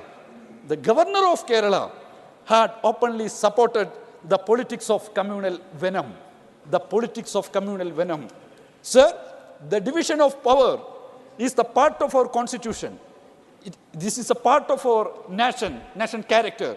The powers are divided between states and union. But day by day, the powers of the states being reduced by the union government is utilizing the residuary powers to capture the powers of the states.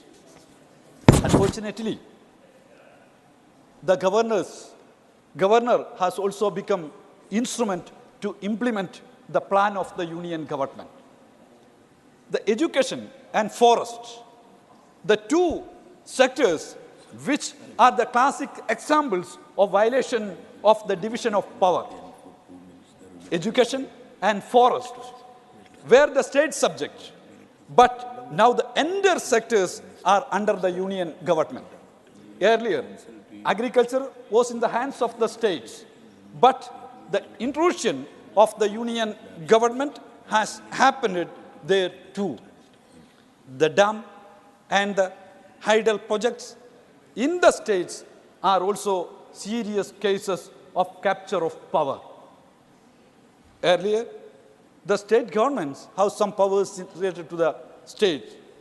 The state governments have taken the stance against these kinds of interventions. But some governors of the states has openly criticized the initiatives of the states. It has widened the gap between the elected state government and the nominated governors. The people of the state are requesting for more autonomy. But the union government is trying to pave the way for more centralized administration through the governors. The states like Kerala, Tamil Nadu, and Telangana are fighting for their rights in various ways. The representative of these states are here. Sir, kindly look at the approach adopted by the governors in the states. They are standing against the interest of their own state governments. The centralization versus decentralization is the core of the clash between states and the governors. Decentralization is the spirit of the age. That means the autonomy of the states, but also the autonomy of the Panchayati Raj institution. It is also a serious concern of the democratic movement in the country. Autonomy of the state does not mean the autonomy of the Raj Bhavans. Autonomy of the state does not mean the autonomy of the Raj Bhavans. The existing wrong notions of the government, governor, and the union government should be corrected. The governors are holding the bills passed by the assembly in the name of concurrent list or reductory powers. The union government has so far ignored the demand of the states to place at least the residuary powers of legislation in the state list. The ministers are here, but the government, the union government, is not ready to hand over these residuary powers to the states. We have seen the examples of usage of residuary powers in many ways against the interest of the states. In agriculture sector, the union government has made new laws, but it was withdrawn by the people because of the struggle of the people. About 800 people martyred in the struggle. But the governors, the titular head of the nation, were silent. They did not make any single statement against the move of the union government, the move of the government against the people, the move against the farmers of their state. On the other hand, many times the governors have criticized the state government. When the state government intervened for the protection of the people in the state assemblies, passed the resolution against the anti-people laws made by the union government. The strongest position against the anti-people laws of the union government has been expressed by the Legislative Assembly of Kerala in the resolution. But the titular head of the state took the stand against the resolution, against the interest of the state and the interest of the farmers. Then, what is the meaning of the usage? The head of the state, the word head of the state. We all know the federal structure and great values of the constitution will be destroyed by these kinds of legislations by the union government. In education sector, state government have faced various issues. Everybody knows the extreme centralization in education sector is the one of the motto of the union government.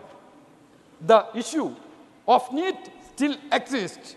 The Tamil Nadu state, the representative from Tamil Nadu is here. Tamil Nadu state government has taken a very strong stand for the protection of the interest of their state in the education sector. Naturally, it is against the interest of the union government. It is against the wishes of the union government. The Legislative Assembly has passed the resolution against the NEET. The governor of the state openly criticized the state government and their principled position on the issue of NEET. The powers in the union government, the union list, are in the hands of the union government. They are taking the decisions unilaterally without any inclusion of the opinion of the states. Moreover, there is no formal institutional structure for the mandatory consultation between the union and the states for the legislation under the concurrent list. Sir, state revenue and the role of the governor should be discussed here. Why? This is an important subject. The revenue of the state is facing a lot of problems because of the intervention of the governors. In this great republic, one of the governor in India openly told the public that he did not sign the budget speech of the state government. It has created an uncomfortable situation in the state. The duty of the governor is to follow the advice of the cabinet. The wise men who have adorned this post had worked in such a way. But reality of the spirit is that the wisdom is rare in Rajbhavans. The post-liberalization period witnessed a sharp decline in the fiscal health of the state government. Most of the states are facing fiscal crisis. The important factor behind this fiscal crisis strain is the policy of the union government. That is why the states are facing the fiscal crisis. Many states have tried to introduce different alternative measures to overcome the situation. But unfortunately, then the governors are making hurdles. The governors are making hurdles. The residuary powers of taxation in the sphere of services are being unilaterally used by the union government. To the total exclusion of the states, the GST captured the entire right of the taxation of the states and LSGs. The allocation of the money to the states is linked with the reforms in the administrative sector. The financial allocation. Honourable Member, may I just request you, in the previous session, you had taken about 21 to 31 minutes roughly to speak. You have taken about 15 minutes. So if you think about concluding shortly, then other members will also get an opportunity. I will finish. Thank you. Because you had already spoken in the earlier session, that is why I'm just requesting. Thank you. The residuary powers of taxation, already I mentioned here, the allocation of the money to the states is linked with the reforms in the administrative sector. The financial allocation of the union government is not charity. It is the right of the states. So the financial allocation should not be linked to any kind of reforms by the union government. The governors should stand for the financial autonomy of the state. It is the duty of them. The financial burden of the states caused by the governors should be discussed. Fiscal crisis of the states and the expenses of the governors should be debated. I have received an answer from the government to my question that the total expenditure of the National Mission for Libraries in the year 2019-20 is only 73 lakhs. Annual expenditure of some Raj Bhavans is more than 30 times. Respected Chair, media has reported Maharashtra government has given an answer to an RTI question. They revealed that the expenditure of governor for 2 years is 60 crore rupees. It is the 10 times of the allotted amount of the union government to National Mission for Libraries. Currently, the expenditure of the running of the office of the governor and the family of the governor is the duty of the state. This expenditure of the governors should be audited by the society. The governors are appointed by the union government, but the salary and other allowances are paid by the state government. Appointed by the union government, but the salary paid by the state government. We need to start wrapping up, Honourable Member. The salary of the representative of the union government appointed by the union government should be paid by the union government. The burden of the salary and upkeep should not be transferred to the state. 1 minute, within 2 minutes I will finish. The Rajbhavans are representing the colonial era of India. Majority of the Raj Bhavans are not only the residents of the governors, but also their leisure houses. Look at the existence, expenditure and facilities of the Raj Bhavans. In Maharashtra, 4 Raj Bhavans, Mumbai, Nagpur, Pune, Mahabaleshwar. Sir, one governor is residing in 4 palaces in a single state. A palace for 3 months.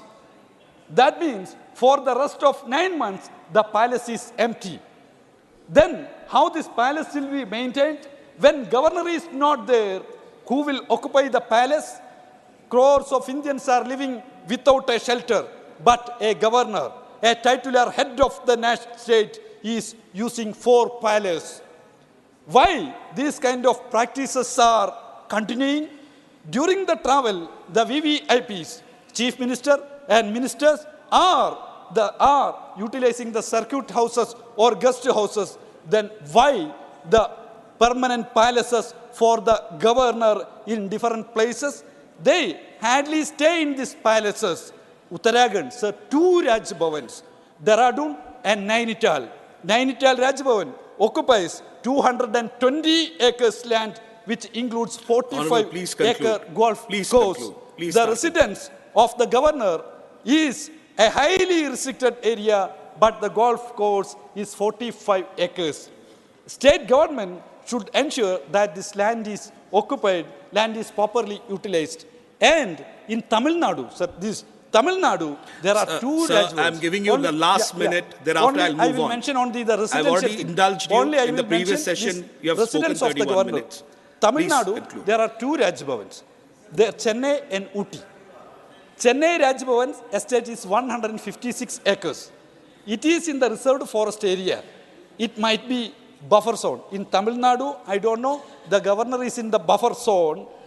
Ooty is one of the noted tourist place of the nation. Is the governor is a tourist, sir. Winter palace, summer palace. How rich a country, sir. In West Bengal, Honorable member, I'll have to move on. I'm moving West on. Bengal, I'm moving on. Okay, I'm moving on. 1 second. Please conclude your last comments, please. West Bengal, 2 Raj Bhavans. One is Calcutta and second one is Darjeeling. In Odisha, your own state, 2 Raj Bhavans.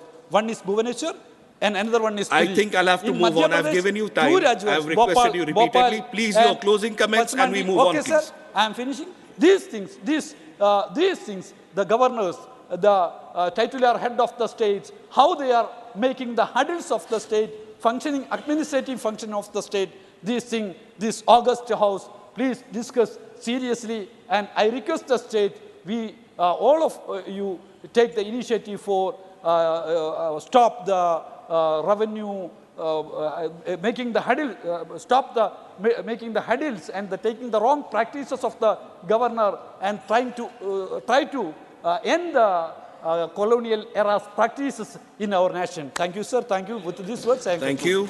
Motion moved. I now call upon the members whose names have been received for participation in the discussion. Dr. Anil Agrawal, Honorable Member. 9 minutes allotted to you.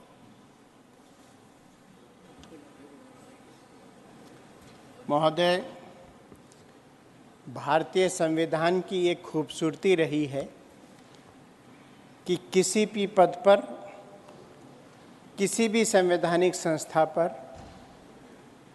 कोई ना कोई cross check जरूर रहता है।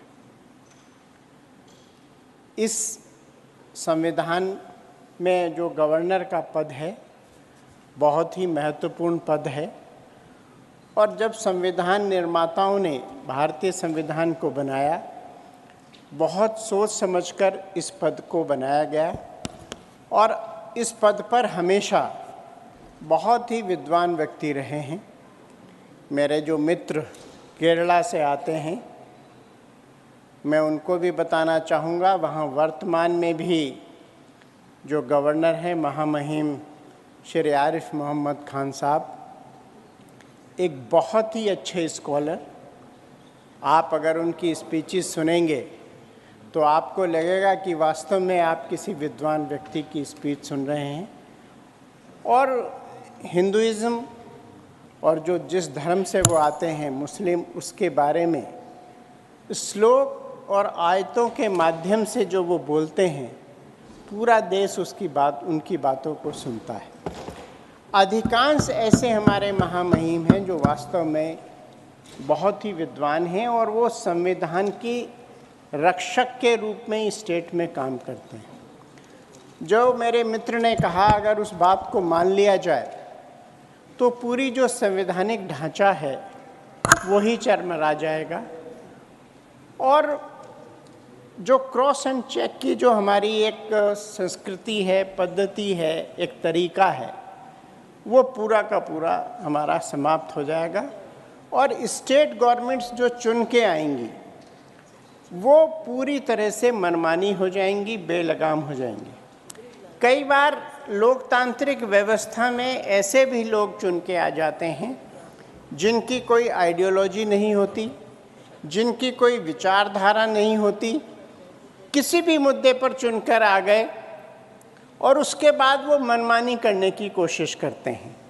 और मेरे विद्वान मित्र ने जो कहा, जिस प्रकार से वो महामहिम को हटाकर और उस पद को दोबारा लाना चाहते हैं, उसमें उनका जो सजेशन है उसमें ये है कि साहब वहाँ के जो एमएलएज़ हैं, वहाँ की जो म्यूनिसिपैलिटीज़ हैं, वहाँ के जो कॉरपोरेशंस हैं, वो सब मिलके महामहिम का चुनाव करें, इलेक्शन। महोदय, स्टेट में ऑलरेडी चीफ मिनिस्टर का जो चुनाव होता है वो लोकतांत्रिक व्यवस्था से होता है और एक स्टेट में अगर दो लोकतांत्रिक व्यवस्थाएं दोनों इलेक्टेड हो जाएंगे तो शायद जो पर्पस था हमारे संविधान निर्माताओं का गवर्नर के पद पर नियुक्त करने का, वो पूरी की पूरी तरह से डिफीट हो जाएगा। महोदय, मेरे मित्र ने एक ये भी सुझाव दिया है अपने बिल में कि 2/3 अगर एमएलएज़ को चाहें तो वो गवर्नर को हटा सकते हैं। गवर्नर के पद पर वर्तमान में जो नियुक्ति होती है वो महामहिम राष्ट्रपति जी के द्वारा होती है और राष्ट्रपति इलेक्टेड पद है। महामहिम राष्ट्रपति जी का जो चुनाव होता है उसमें हर विधानसभा के विधायकगण, लोकसभा के सांसदगण, राज्यसभा के सांसदगण, सबकी डिफरेंट वैल्यूज़ एमएलएज़ की रहती है, एमपीज़ की रहती है और पूरे देश में उसका एक बहुत ही लोकतांत्रिक तरीके से चुनाव होता है और उस चुनाव के आधार पर महामहिम राष्ट्रपति का पद पर व्यक्ति आसीन होता है। उनकी इंटीग्रिटी को या उनके द्वारा नॉमिनेटेड व्यक्ति को किसी भी प्रकार से शंका की दृष्टि से देखना मेरे ख्याल से ये उचित नहीं होगा। मैं आपको पूर्व में भी ले जाना चाहता हूँ, जो मेरे मित्र मुझे लगता है गवर्नर के पद से परेशान हैं। कुछ कांग्रेस सरकारों में इस प्रकार के गवर्नर्स रहे हैं जिनका आचरण ठीक नहीं रहा, तो मुझे लगता है वो दृष्टांत उनके सामने है, लेकिन अधिकांश मामलों में इस प्रकार की व्यवस्था नहीं है और गवर्नर्स की अपनी एक गरिमा है। आप देखिए, जब स्टेट इलेक्शंस का चुनाव होता है उस समय गवर्नर का कितना इम्पोर्टेंट रोल होता है। अगर गवर्नर भी राजनीति से प्रेरित होकर काम करने लगे तो मुझे लगता है पूरी की पूरी जो संवैधानिक व्यवस्था है, चीफ मिनिस्टर को शपथ दिलाने की व्यवस्था है, उनका सदन में जो बहुमत सिद्ध करने की व्यवस्था है, वो पूरी की पूरी प्रक्रिया जो है वो प्रभावित हो सकती है। महोदय, राजभवन के रेजिडेंसेस के बारे में कुछ मेरे मित्र ने बताया है कि किसी स्टेट में 3 हैं, कहीं 4 हैं। मैं आपको बताना चाहूँगा कि राजभवन वास्तव में कई स्टेट में ज़्यादा हैं, लेकिन उसमें 1 सीट या 2 सीट महामहिम राज्यपाल के लिए आरक्षित रहता है। बाकी का जो राजभवन है वो बहुत सारे व्यक्तियों के द्वारा यूज किया जाता है, उनके सेक्रेटरीज़ के द्वारा यूज़ किया जाता है और उन राजभवनों में जब महामहिम नहीं भी रहते तब भी स्टेट में वीआईपी गेस्ट उसी राजभवन में निवास करते हैं। और ये एक ऐसी व्यवस्था है जो सुरक्षा की दृष्टि से भी उचित है।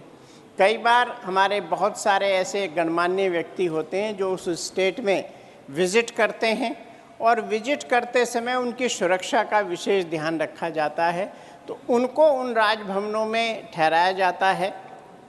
वो राजभवन सुरक्षा की दृष्टि से बहुत अच्छी लोकेशंस पे हैं, उनकी सुरक्षा व्यवस्था अच्छी है, तो उसमें जो हमारा बाकी की जो चिंताएं होती हैं उन महामहिम व्यक्तियों को ठहराने की, वो चिंताएं हमारी दूर हो जाती हैं। महोदय, आज जो राष्ट्रपति महोदय द्वारा गवर्नर को चुने जाने का, चयनित करने का जो सिस्टम है वो भी बहुत लोकतांत्रिक है, और अगर उसमें हम किसी भी प्रकार की छेड़छाड़ करने की कोशिश करेंगे तो मुझे लगता है उसका रिज़ल्ट बहुत ख़राब होगा। हमारा जो गवर्नर का पद है बहुत ही एक महत्वपूर्ण पद है और राज्य सरकार की मनमानी को रोकने का एकमात्र जरिया है कि वो राज्यपाल की रिपोर्ट के आधार पर राष्ट्रपति उसमें बहुत सारे निर्णय करते हैं। लेकिन मैं यहाँ ये भी बताना चाहता हूँ कि उस व्यवस्था पर भी हमारे न्यायालयों द्वारा उचित कार्रवाई समय समय पर की गई है। अगर किसी महामहिम राज्यपाल द्वारा कोई निर्णय गलत लिया गया है, कोर्ट में चैलेंज हुए हैं बहुत सारे निर्णय, विशेषकर जो उनके निर्णय चैलेंज हुए हैं वो निर्णय हैं जो सरकार के फॉर्मेशन से हैं, सरकार के बनाने से हैं, चीफ मिनिस्टर के शपथ से लेके chief minister nomination, chief minister का सदन में बहुमत, ये सारी की सारी व्यवस्थाएं जो हैं वो कई बार चैलेंज हुई हैं। उनमें भी लेकिन अधिकांश समय जो न्यायालयों के द्वारा जो निर्णय आए हैं। माननीय सदस्य, 1 मिनट आपका और है, और 1 मिनट है। कोई बात नहीं, मैं कंक्लूड करता हूं सर। उनमें भी जो व्यवस्थाएं रही हैं वो ऐसी रही हैं कि उनमें अधिकांश निर्णय जो महामहिम राज्यपाल के द्वारा लिए गए वही निर्णय अपहेल्ड हुए हैं। मैं पुनः अपने मित्र से ये अनुरोध करूंगा कि उन्होंने जो ये बिल लाया है इसको वो वापस लें। उन्होंने कुछ हो सकता है व्यक्तिगत कारणों से या और किसी दबाव में ये बिल लाए हों, लेकिन मुझे लगता है अगर वो बिल वापस लेंगे तो संविधान की मर्यादा बचेगी। संविधान भारत का जो निर्माताओं ने बहुत सोच समझकर बनाया है और एक ऐसे पद पर जो बहुत बड़ा संवैधानिक पद है, उस पे हम किसी भी प्रकार से अगर मुझे लगता है छेड़छाड़ करेंगे तो ये उचित नहीं होगा। और मुझे लगता है कि मैं पूरे सदन से ये अनुरोध करूं कि इस बिल के विरोध में अपना मत करें। धन्यवाद। जय हिंद, जय Bharat.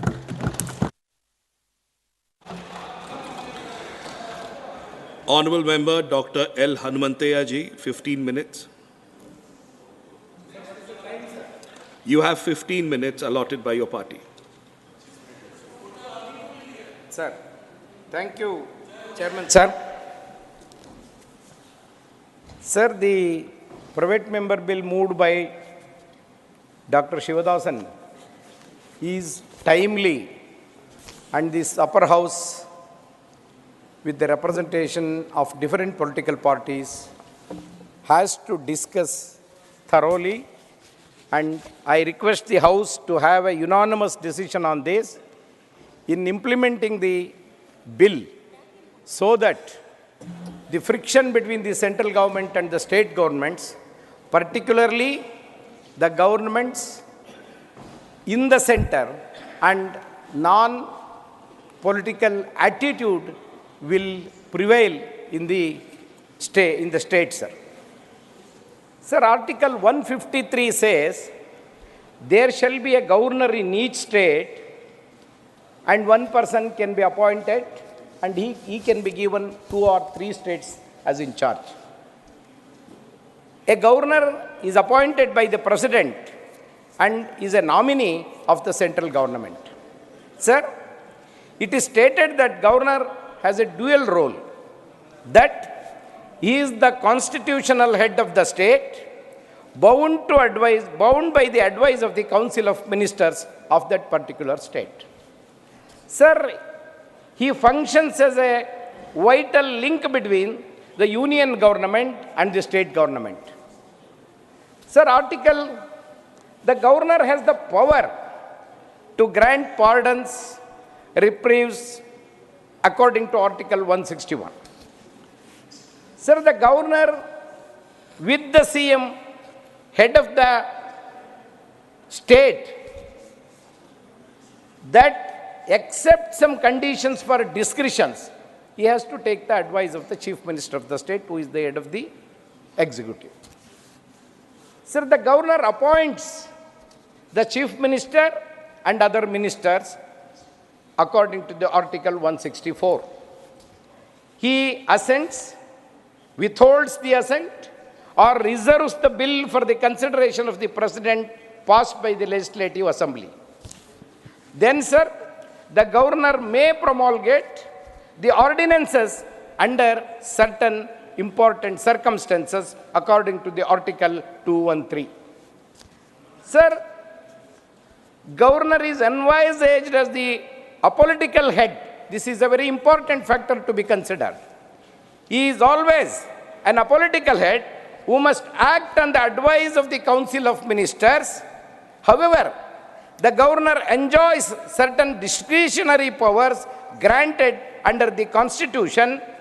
For example, giving or withholding assent to a bill passed by the legislature, determining the time needed for a party to prove its majority, or which party must be called first to do so, generally after the hung verdict in any election during the time. Sir, there are no provisions laid down for the manner in which the governor and the state must engage publicly when there is a difference of opinion. There is no provisions laid down so far, sir. Sir, the governor has 5-year term in an office. Sir, in 2001, the National Commission to Review the Working of the Constitution held that governor owes his appointment and his continuation to the union. There is an apprehension that he is likely to act in accordance with the instructions received from the Union Council of Ministers. It is only an apprehension, but it is not the fact. In the Constitution, sir, there are no guidelines for exercise of the governor's powers, including the appointment of a CM and dissolving the assembly. There is no limit set how long a governor can withhold assent of a bill. The governor sends a report to the center which forms the basis of the Union Cabinet's recommendations to the President for invoking Article 356. This is another important article which the governor has to follow very carefully in the interest of the center as well as the state. Sir, why the attempts have been made to address concerns over the alleged partisan role played by the governors is the question I think we have to address today. Sir, changes regarding the selection of governors. Sir, the National Commission to Review the Working of the Constitution, appointed by the Atal Bihari Vajpayee's government in 2000, suggested that governor of a state should be appointed by the president after consultation with the chief minister of the state, which has to be noticed, and no central government so far has followed this to have a consultation with the chief minister.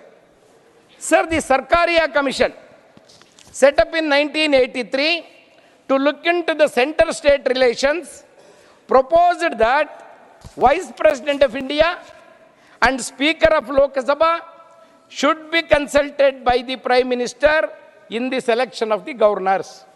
This is another proposal by Sarkaria Commission, which is a landmark commission during that period. Sir, that Punchi Commission proposal says Justice Madan Mohan Punchi Committee, constituted in 2007 on center-state relations, proposed in its report that committee comprising the Prime Minister, Home Minister, Vice President, Speaker, and concerned Chief Minister should chose the governor. This is another recommendation by the committee, sir. The Punji committee also recommended deleting the doctrine of pleasure, from the constitution, but backed the right of the governor to sanction the prosecution of ministers against the advice of the state government. So it also argued for a provision for impeachment of the governor by the state legislature. Sir, these are all the duties of the governors where we have to follow meticulously. Sir, unfortunately, today, what is happening, what are the comments in the public domain, and how the governor's officers have been treated by the central government, and why the state governments are forced to go to the Supreme Court to implement the constitutional spirit, which are not clear guide, which they don't have a clear guidance in this respect. Sir, the Supreme Court questions, can governors kill the bills passed by the Assembly? This is the question raised by the Supreme Court, sir. The substantive part of the Article 200 empowers the governor to withhold the assent of the bill. But in such an event, governor must mandatorily follow the course of action which is indicated in the first proviso of the communicating to the state legislature as soon as possible. A message warranting the reconsideration of the bill. But in most of the cases, sir, where people are in front of the Supreme Court today, the state governments are in front of the Supreme Court today, the minimum requirement of warranting the state legislatures as soon as possible, a message warranting the reconsideration of the bill has not been followed. Many a times, years together, bills were pending in the governor's office. This is the major cause to an elected government by the governors who are the representatives of the central governments has followed. That is the major issue today which is under discussion. Sir, Baba Saheb Ambedkar has said during the draft constitution to the Constituent Assembly on November 4, 1948, Ambedkar highlighted the need to diffuse the constitutional morality in Indian society. He has also said that it is imperative to deepen the democracy, which is only a top dressing on Indian soil, which is essentially undemocratic. Sir, the journey of this 75 years of independence, the constitutionalism in India provides the perfect context to revisit the idea of constitutional morality, what Ambedkar said during that time, during 1948.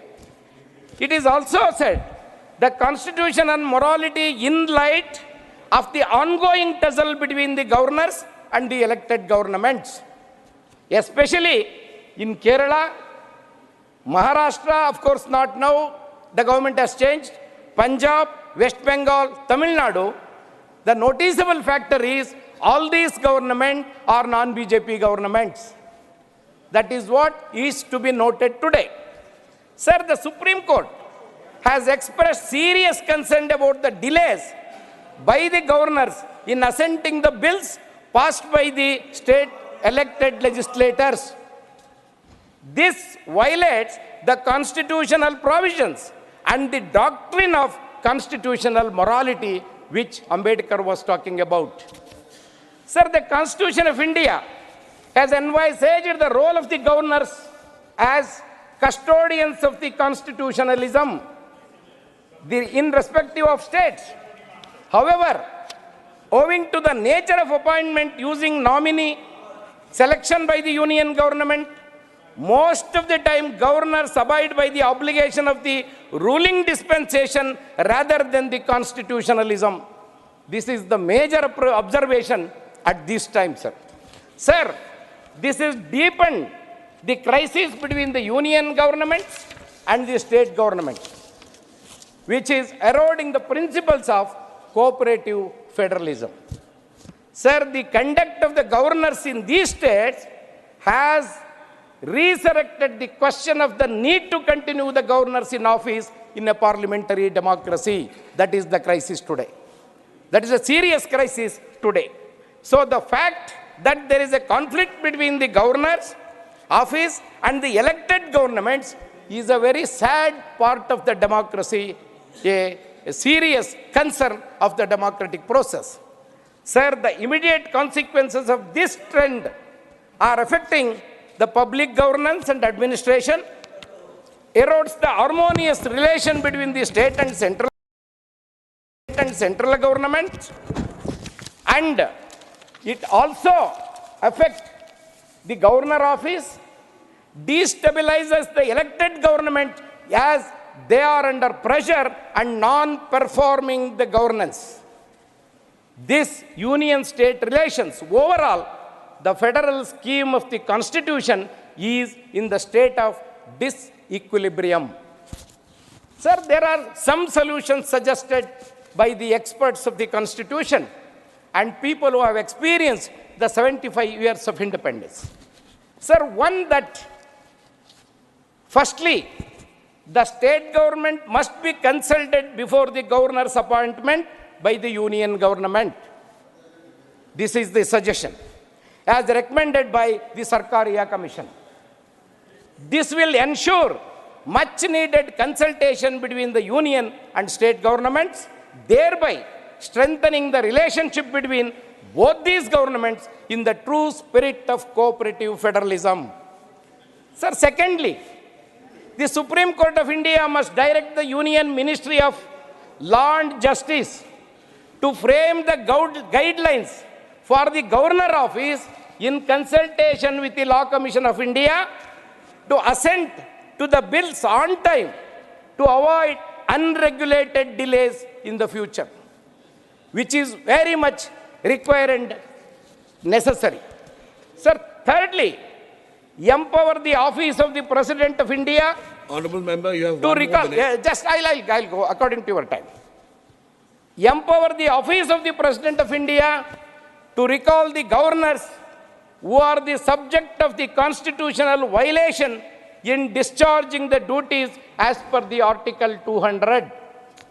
Article 200 has become a serious concern today, where the governors are playing with it, with the discretionary powers given by the Constitution to them are not followed with a judicious thinking and judicious decisions. Sir, lastly, the time has come to remove the word otherwise in Article 356 through a constitutional amendment, as governors have misused the word to dissolve many elected governments in the states. Thank you. So, sir, last sentence, this will curtail some of the discretionary powers and prevent the misuse of governor's office by the union government, whichever is in the power. These things, if they are followed, the real private members which we are discussing will have some fruitful decisions, sir. Thank you very much. Thank you. Honorable Member Shri Jawahar Sarkar. You have 7 minutes. Thank you, sir. Thank you for giving us this opportunity of supporting the constitutional amendment brought in by Dr. Sivadasan to introduce election of governors as a mode to save the Constitution. Now, one of the most depressing news that I as a legislature, you as legislators, we all as part of the overall structure of governance, one of the most depressing news that we have heard in the last few days is the manner in which a governor, I am referring to the governor of Tamil Nadu, was pulled up by the Supreme Court for exceeding his jurisdiction. The Supreme Court has intervened from time to time, pulling up the governors of Kerala. Our governor in West Bengal has set new records, pulling up the governors of Maharashtra for exceeding their powers.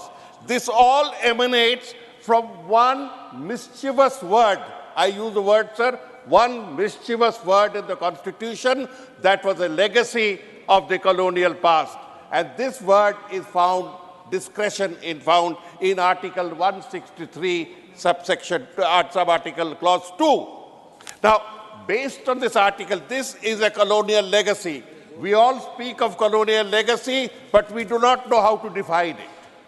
Anything that suits, anything that militates against our way of thinking, anything that militates against, sometimes against what I call the culture of the Ganga Valley, is said to be colonial and fit to be dumped out. No, it is not so. Colonialism spells itself out through the mechanics of power and hegemony. Through power and hegemony. And this is proved through the continuation of the powers of the institution of the governor in a democratic federal setup. This post came up from the Government of India Act, Imperial Act of 1919. It was carried on through the Government of India Act of 1935. And I would inform my honorable friends on both sides that the Deputy Chief Minister of West Bengal at that time, Shyama Prasad Mukherjee, whom they respect a lot, had a series of guerrilla wars with Governor Herbert, who did not allow him to exercise his democratic powers. Now, in a free and federal and democratic India, we should have learned the lesson and circumscribed, cut the talons of the governor, but instead we put this 163(2). Today, this bill seeks to bring in 153, an amendment to Article 153 to introduce elections. Now, we can't have a diarchy, sir. This is a democratic polity. You can't have two governments of India. There is one government of India that is elected by 37% vote. We respect it. Respect also the state governments that have been elected by the same electorate for governing their states. And do not assume that just because you have a colonial post, you can interfere with it, you can trip it, you can sabotage it whenever you feel like. You cannot. You have learned your lessons in the opposition. While in the opposition, you will learn them again when you come to the opposition. Now, having said this, West Bengal has the singular fortune of being out with the central government for 49 years. 2-3 generations. My generation has never seen any ability. And the instrument of the post of governor is used for every purpose, including the interference with the intrinsic law and order powers of the state. If there is any comment to be made, let the Home Ministry come up and make a comment. But why should a governor, advised by an undersecretary, I am saying, sir, at the cost of contradiction, all governors, irrespective of regime, are run by diktats issued by undersecretaries and deputy secretaries of the Ministry of Home Affairs. Come and challenge it and say, no, I will ask for the correspondence. I know what I'm talking about. It hurts the self-respect of any thinking person. The bureaucrats of North Block cannot be allowed to run a free run over the democratic aspiration of the different peoples of India. The election is because we consider the post of governor to be largely protocol, largely ceremonial, so that the chief minister doesn't have to run to every function. Seedhi baat mein keh diya. But then you can't bear such a huge expenditure. You can't go in for a huge expenditure at the lavish scale on which you have said. The lavish scale itself, whether the bill is passed or not, is a subject that government may like to review because it smacks of colonial imperialism. We have spoken, supposing, I'm giving a minute only, supposing you had a similar institution in the government of India. Supposing you had the president telling you morning and evening, ye aapne galat kiya, aapki law and order. I mean, you can't run. You are insulting the people who have elected that government, the central government or the state government. You cannot run. We had a small instance of this when President Zail Singh was having his run-ins with the Prime Minister of India. And that is not a very pleasant experience. Remember that experience and squeeze it to the experience of states. You'll know how you have created a ceremonial post into a nuisance, absolute nuisance. I support the election because the election would again be in tandem with what the people of that Honourable state member, want 1 minute. for the governor, what they want for the governor. Sir, the core of our strength is federalism. As of democracy, it is federalism that represents. I come from a state that is quite distant from the Ganga Valley. I come from a state that is quite distant from Tamil Nadu. But we feel that we are all together because we are respected. If you carry away the self-respect, you destroy India. We are one because we are many. Do not try to homogenize us. With these words, I support the bill. Thank you. Honourable Member Shri Santosh Kumar P., you have 3 minutes. Thank you, Vice Chairman. Even though the mover of the bill belongs to a political party which is very close to my party, I can't support this bill because my party, the Communist Party of India, stands for the abolition of the very post of governor. And this issue was highly debated in the Constituent Assembly as well, years ago. And Rohini Kumar Chowdhury, a prominent member from Bihar, had stated that a piece of cow dung can spoil an entire vessel of milk. She was referring to the activities of the governor of Sindh. It's not history, but this is relevant even today. Governors they have become trouble engines to destroy everything in states. I don't want to give you a details of what is happening in Kerala and Tamil Nadu. Governors have become political manipulators. So why we need the post of governor?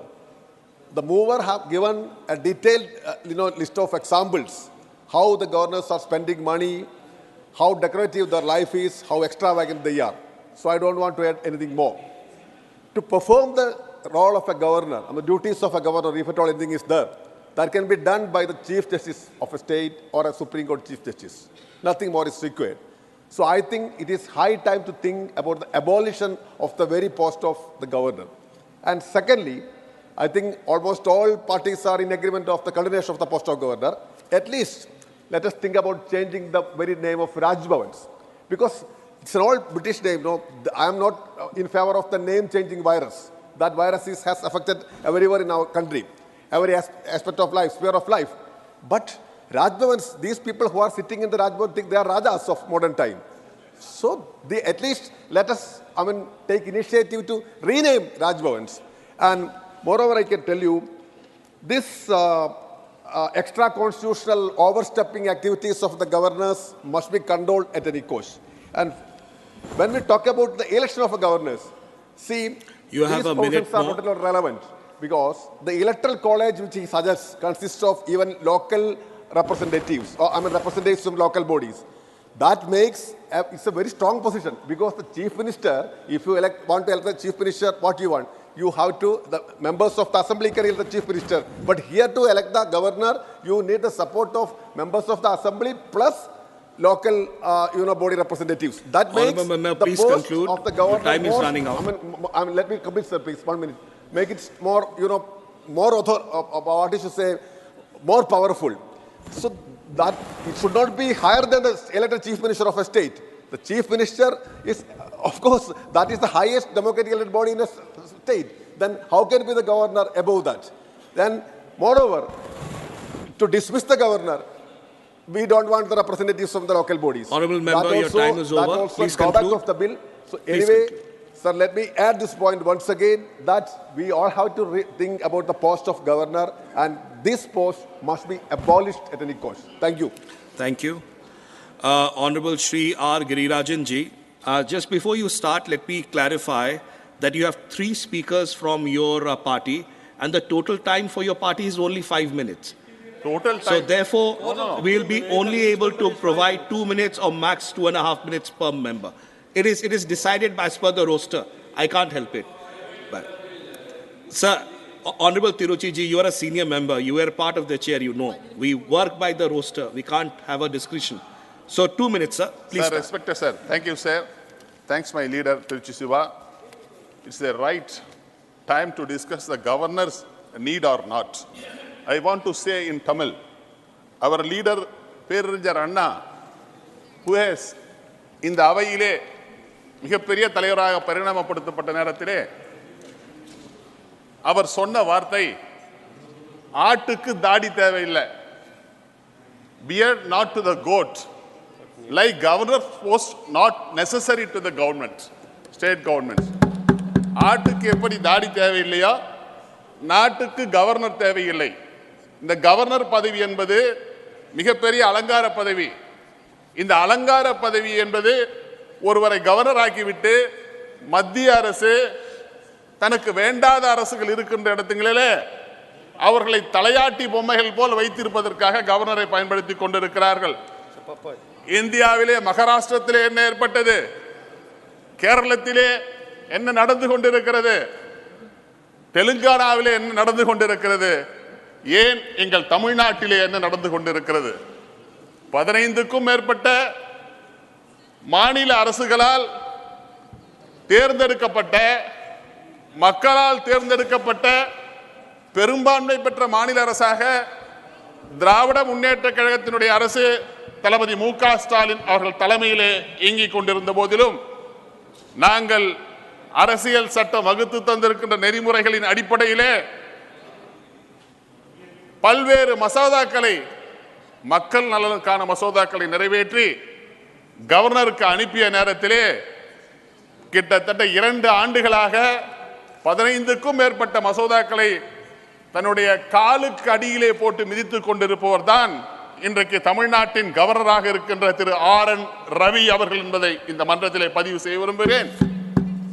We have to discuss. Please wrap up, please. The time limitation should fix for assent given by the governors on several issues.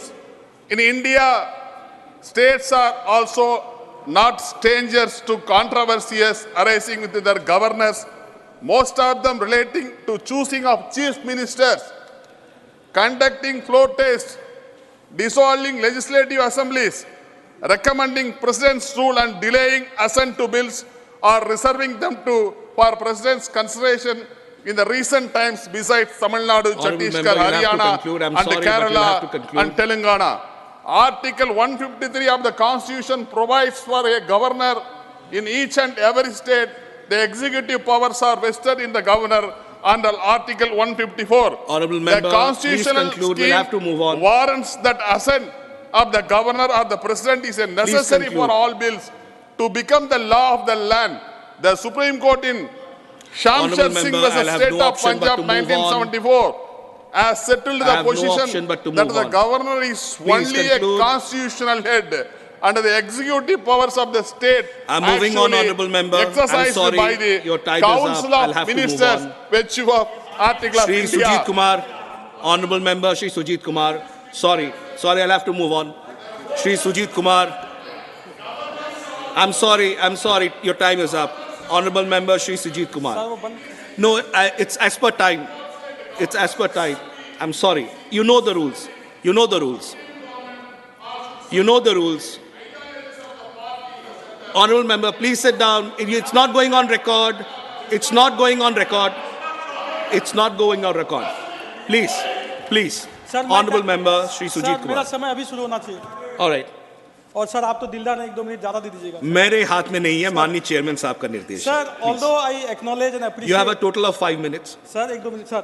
Sir, although I appreciate and acknowledge the sentiments and the spirit with which this bill has been introduced by my dear friend and esteemed colleague, Mr. Shivdasan, I do not support the bill because I think it is neither desirable nor feasible. And I'll give you 4 reasons, sir. One is the issue of accountability. One is the constitutional reasons. Third is the normative grounds. And fourth are the constitutional debates which have settled this issue in my view. Sir, we have to understand the difference between accountability and constitutional responsibility. The high office of governor is that of constitutional responsibility, constitutional authority, not accountability. Sir, in his arguments, the Honorable Member Shivdasan ji, sir, alluded to the stature and dignity of the high office of the governor. I completely am with him on that. And he argued that because of this high office which the governor holds, he should enjoy the support, legitimate support of the people, and he should be accountable to the people. But sir, for this we already have an elected government in the state. can you have two parallel power centers, one of the Chief Minister and one of the Governor? Sir, the office of Governor should evoke, sir, cooperation and respect. And to give further clarity, I would like to quote what the Constitutional Assembly member, Mr. B.G. Kher, had said. The most important principle of good government in a popular constitution is that no executive functionaries should ever be appointed by popular election. No executive functionaries should ever be appointed by popular election, neither by the votes of the people themselves, nor by those of their representatives. Sir, next I come to the normative grounds why I oppose this bill. Sir, the office of governor should exert an all-pervasive moral influence on the state, sir, state government and the people of the state. Sir, I'd like to quote Sarkaria Commission, which Hanumantia ji elaborately referred to. Sir, Sarkaria Commission on Interstate Relations quoted the office of governor as the constitutional head is to act as friend, philosopher and guide to the elected government, to the Council of Ministers. And sir, if we have an elected governor as is envisaged in this bill, sir, we will not have the check and balance, which is the core of our constitution, sir. How can an elected governor, sir, operate freely without being beholden to the party that has elected or that has chosen that person to be elected? Sir, how can the governor think independently? Sir, these are the reasons why I oppose this bill. Sir, while addressing the Conference of Governors in June 2005, the former President of India, Dr. Kalam, observed that while there are many checks and balances provided by the Constitution, the office of the governor has been bestowed with the independence to rise above the day-to-day politics and override compulsions either emanating from the central system or the state system. Sir, now I'll refer to the constitutional grounds why I oppose this bill. Sir, in our scheme of things, constitutional scheme of things, the governor plays a very important role in maintaining the federal structure of our constitution, which also is part of the basic structure in the Supreme Court judgment of 1973, Kesavanand Bharati judgment. Sir, the celebrated judgment of S.R. Bomai versus Union of India explains in detail the importance of this role, and I quote, this is the Honorable Supreme Court. The key actor in the center-state relations is the governor, a bridge between the union and the state. The office of the governor is a vital link and a channel of impartial and objective communication of the working of the constitution by the state government to the President of India. And he goes on, the judgment goes on, because of paucity of time, I will not get to it. Sir, it is also important for the House to visit the Sarkaria Commission report on the role of the High Office of the Governor, and I will briefly quote from the report. The governor in our system does not function as a constitutional head for the whole gamut of his responsibilities. There is an important area, though, limited and subject to constitutional constraints within which he acts in the exercise of his discretion. Honourable Member, last minute. Sir, he is a live link of channel between the union and the states. He is a live link of channel between the union and the state. Sir, finally, I will refer to the constitutional debate. Sir, on this very issue, eminent member T.T. Krishnamachari had quoted, and I quote, the position is either you make the legislature supreme or you make the governor supreme. If you adopt the presidential system, the governor is supreme. But under the parliamentary system that we have, the legislature and the leader of the majority party in the legislature will be supreme. The choice is obvious, and that choice is logical. Sir, unquote. Sir, in their infinite wisdom, the founding fathers of our constitution had anticipated such a situation. And there was elaborate discussion for 2 full days, sir, on 30th of May 1949 and 31st of May 1949. And 2 alternatives were suggested. Sir, give me, sir, 30 seconds. Sir, alternative 1. This is Article 131 of the draft Constitution of 1948. First alternative, the governor of a state shall be elected by direct vote of all persons who have the right to vote at the general election for the legislative assembly of the state. This is the first alternative. Second alternative, the governor of a state shall be appointed by the president by warrant under his 30 seconds, sir, and sealed from a panel of 4 candidates to be elected by the members of the legislative assembly of the state, or where there is legislative council in the state by all the members. Please conclude. Sir, after exhaustive and elaborate discussion, deliberation, debate, the Constituent Assembly adopted this second alternative with some modification, which is Article 151 as it stands today, that the governor of a state shall be appointed by the president by warrant under his hand and seal. And sir, our first Prime Minister Pandit Nehru also, sir, sided with this argument, the second alternative. Please conclude. And Please conclude. I feel there is no compelling reason to deviate from the wisdom of our founding fathers and I oppose this. This is the reason I oppose it. Honorable Member Professor Manoj Kumar Jha, you have 3 minutes. Vice chairman साहब, आपको शुक्रिया कहने में और जय हिंद बोलने में ही वक्त गुजर जाएगा। बहरहाल माननीय उपसभापति महोदय, वाइस चेयरमैन साहब, मैं उन तमाम पीड़ित राज्यों के पक्ष में खड़ा हूं जो अपने अपने लाट साहब से परेशान हैं, और परेशानी कई तरह की है। मैं तो ये मानता हूं हमारे बीजेपी के मित्रों के पास बहुत अच्छा पूल है। अब यहीं कितने लोग हैं जिनको मैं चाहूंगा अपने स्टेट ले जाऊं, बिहार गवर्नर बना करके। अच्छे लोग हैं, लोकतांत्रिक, विशाल हृदय। तो सर, माननीय उपसभापति महोदय, एक वाकया बताना चाहता हूं। 1952 में बीसी राय, कोई नहीं है तृणमूल के शायद, बीसी राय वेस्ट बंगाल के चीफ मिनिस्टर थे।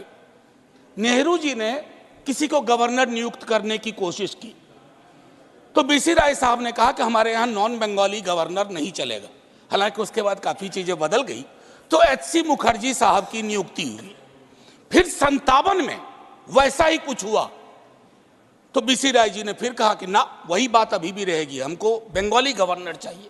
तो पद्मजा नायडू पर सहमति बनी। पद्मजा नायडू बाइलिंगुअल थी, मदर बंगाली, फादर आंध्राइट। तो एक वो दौर था जहां देश के प्रधानमंत्री मुख्यमंत्री की बात सुनते थे, और एक ये दौर है, बाकी तो नहीं कहूंगा, फिल इन द ब्लैंक है, लेकिन मुख्यमंत्री से वैर रखना। गवर्नरों ने अपना दायित्व समझ लिया। कितने नाम गिनाऊं, कहां तक सुनोगे, कहां तक सुनाऊं, हजारों हैं शिकवे, क्या क्या गिनाऊं। अब हाल में ही सर्वोच्च न्यायालय की टिप्पणी आई। वो टिप्पणी क्या कहती है? ये गवर्नर सचमुच अपने को लाट साहब समझते हैं। जब एक राज्य में राज्य की चुनी हुई व्यवस्था का मुख्यमंत्री अगर वो कुछ करना चाहते हैं, गवर्नर साहब बिल पे बैठ जाते हैं। वो बिल पे नहीं बैठते हैं, जन आकांक्षाओं पे बैठ जाते हैं। और जन आकांक्षाओं पर अगर कोई व्यक्ति बैठ जाता है, तो आप ये यकीन मानिए कि वो चुनी हुई सरकार के लिए प्रतिरोध के क्षण हर वक्त उत्पन्न करता रहता है। मैं आपको एक और उदाहरण दूं, माननीय वाइस चेयरमैन साहब।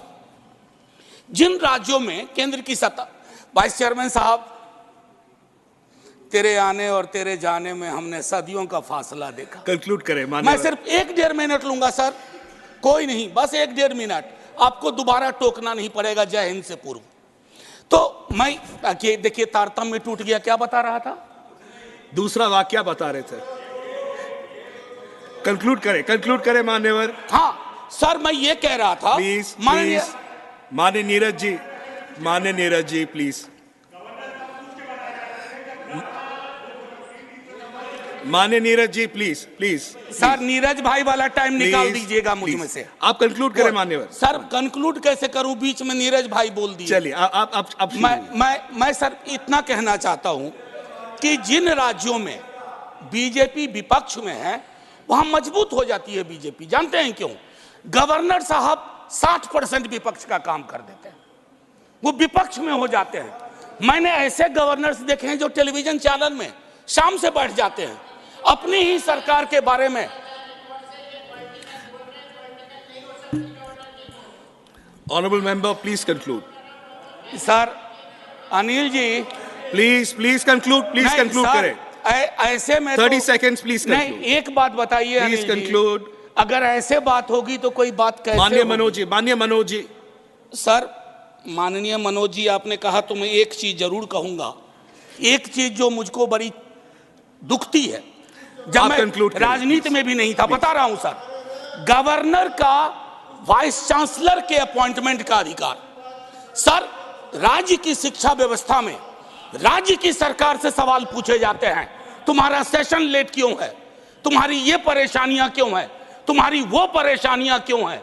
लेकिन वाइस चांसलर के चयन का अधिकार, नियुक्ति का अधिकार राज्य की सरकार के पास नहीं है।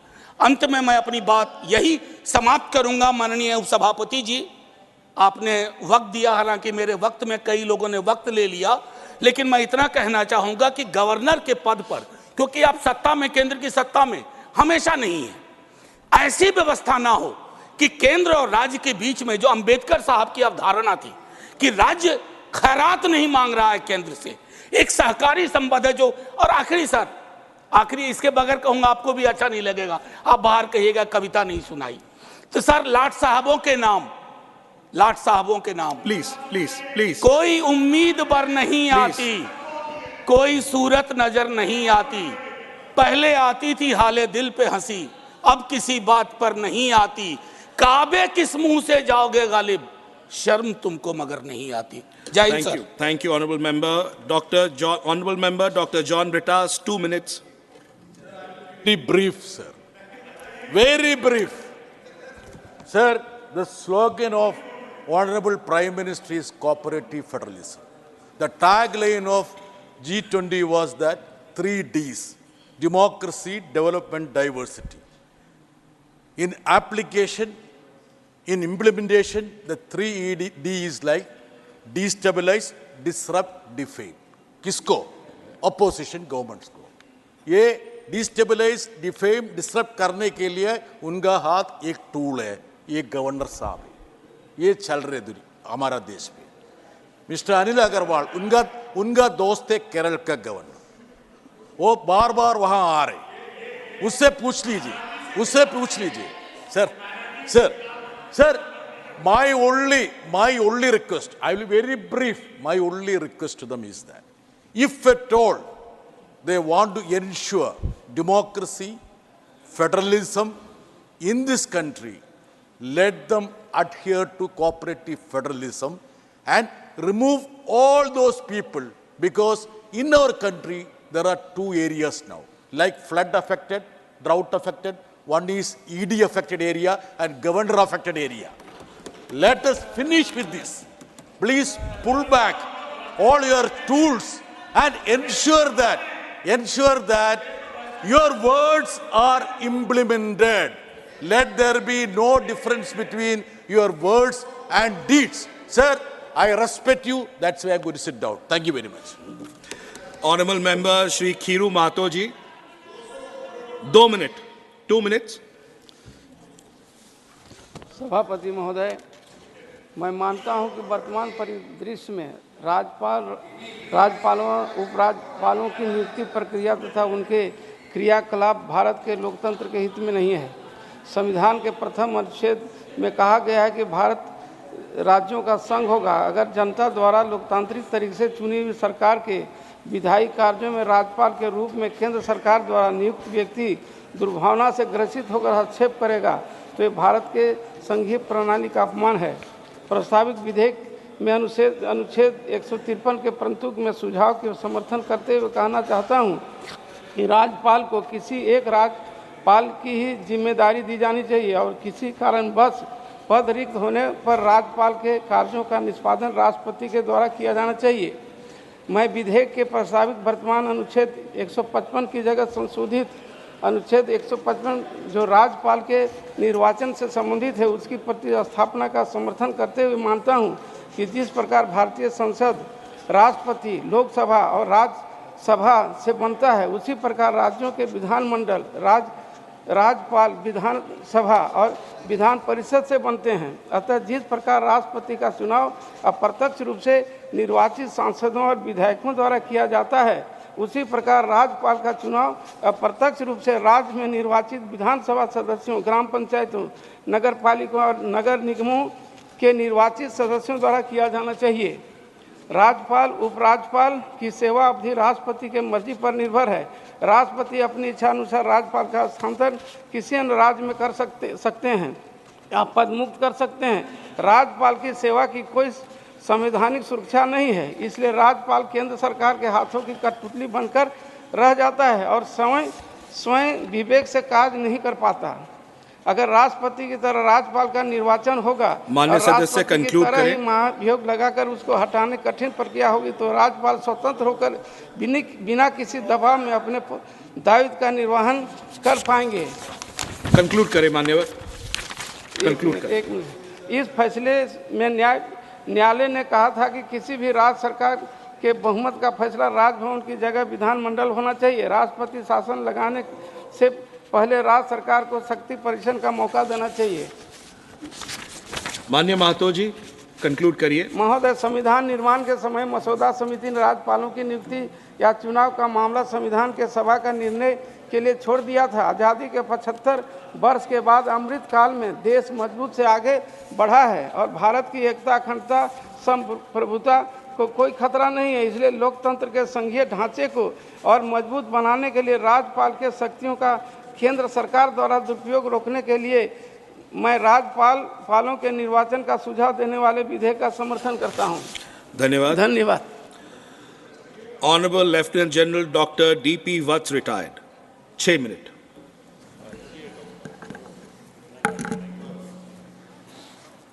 माननीय सभापति जी, मैंने डिबेट सुने, but I will see it through the I of nation first. Democracy में चेक्स एंड बैलेंसेस से संविधान चलाया जाता है। Parliament, executive, judiciary and media, इसके स्तंभ में इनमें सामंजस्य और बैलेंस बनाना बहुत ज़रूरी है। मैं बताना चाहूँगा कि गवर्नर साहब का रोल कहाँ अहम होता है। जैसे मैंने कहा, नेशन फर्स्ट। वैसे तो कॉन्स्टिट्यूएंट असेंबली में डिटेल से डिस्कस हुआ था कि गवर्नर को इलेक्ट करा जाए या गवर्नर को सेंट्रल गवर्नमेंट अपॉइंट करे।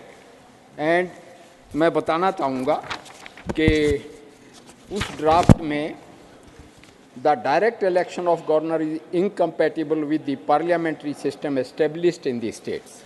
The mode of direct election is more likely to create conflicts between the governor and the chief minister. ये कॉन्स्टिट्यूएंट असेंबली का ड्राफ्ट है और जो संविधान सभा ने पास किया और बाबा साहब अंबेडकर का बनाया हुआ संविधान, हमने आर्टिकल 370 भी चेंज किया, उसको स्क्रैप किया, तो अंबेडकर जी ने लिखा था कि ये एक टेम्परेरी मेजर है। तो we have all respect for Baba Saheb. The governor being only a constitutional nominal head, there is no point in making elaborate arrangements for his election and spending huge amount of money. The election of a governor would be entirely on personal issues, hence it is not in the national interest to involve a large number of voters in such an election. An elected governor would naturally belong to a party and would not be impartial. The election of governor would create separatist tendencies and thus affect the political stability and unity of the country. The system of presidential nomination enables the center to maintain its control over the states. The direct election of governor creates a serious problem of leadership at the time of general elections in the state. The chief minister would like his nominee to contest. मैं वापस आऊँगा nation first पे। मैं खुद कश्मीर में सर्व किया 5 साल तक और ऐसे हालात पैदा हो गए कि गवर्नर राज या प्रेसिडेंट राज लगाने के सिवाय कोई चारा नहीं था। और ये कांग्रेस शासन की बात है। प्रेसिडेंशियल गवर्नमेंट यानी जनरल के.वी. कृष्णा राव 6 साल तक लगातार रहे और उसके लगने के बाद भी जो मार धाड़, असेंबली में बम ब्लास्ट हुए और कितनी वायलेंस हुई, तो मैं ये कहूँगा नेशन फर्स्ट के मद्देनज़र प्रेसिडेंशियल रूल नहीं, कई दफ़ा armed forces special powers act भी लगाना पड़ता है। जैसे लगा था ईस्टर्न सेक्टर में, हमारी सरकार ने उसको विड्रा कर लिया जैसे डेमोक्रेसी मैच्योर होने लगी। एक शिवदासन साहब ने कहा था, इसी तरह मैं पंजाब का जिक्र करूंगा। आप सब ने देखा है कि नौबत कहाँ तक पहुंची कि एक धार्मिक स्थल पे भी एक्शन लिया लेट इंदिरा गांधी जी की गवर्नमेंट ने। और सबसे बड़ा अनकॉन्स्टिट्यूशनल काम हुआ कि सुप्रीम कोर्ट ने डायरेक्ट कर दिया, पार्लियामेंट भी सपोर्ट किया और 3 प्रधानमंत्रियों ने यानी राजीव लांगोवाल अकॉर्ड भी हुआ, कितने अकॉर्ड हुए, और बनी बनाई सतलुज यमुना लिंक कैनाल को पाट दिया गया। अगर और अभी भी पानी जाना मंजूर है पाकिस्तान में, जलंधर और लुधियाना इसी साल डूबे, मगर अपने छोटे भाई हरियाणा को पानी नसीब नहीं है। तो सेंटर की लगाम स्टेट के ऊपर होना बहुत ज़रूरी है। ऐसा ही जैसा कि कहा कि debate is governor should B elected or he should be appointed. I am totally for appointment of government because administration का रूल है कि डेमोक्रेसी में फेडरलिज्म भी है, डिसेंट भी है और सेंटर की हुकूमत भी है, मगर कमांड एंड कंट्रोल में माननीय सदस्य कंक्लूड करें। हाँ, बिल्कुल करूँगा।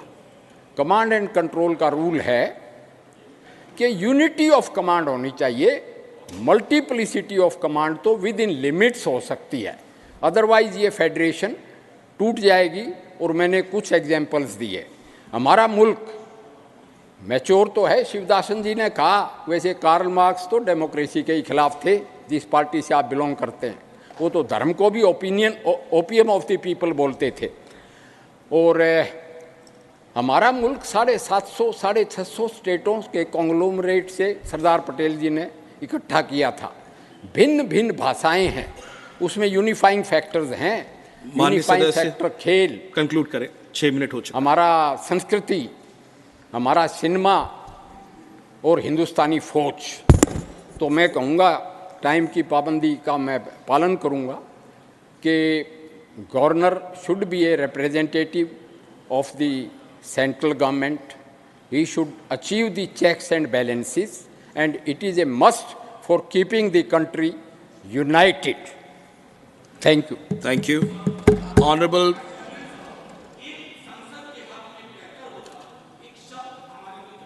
ने कहा कि केंद्र की लगाम राज्यों पर होनी चाहिए। ये लगाम शब्द केंद्र की लगाम नहीं होना चाहिए।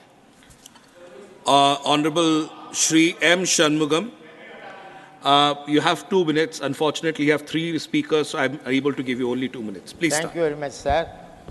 Sir, on behalf of my DMK party, I would like to thank friend Dr. Sivadasan for bringing this important constitution amendment bill for discussion. As per the constitution, role of the governor is only ceremonial, and he is a titular and head of the state because he is simply nominated by the president, in other words, by ruling party of the center. He is supposed to be a bridge between the state and union. Our party DMK earlier leader, the former leader Dr. Kalaignar, and the present leader, the Chief Minister Thalapathy Stalin, is always insisting governor should be appointed after consulting the state government in India. In India also, the founding father of the constitution have observed that the convention will be developed whereby the governor will be appointed after the consulting the state.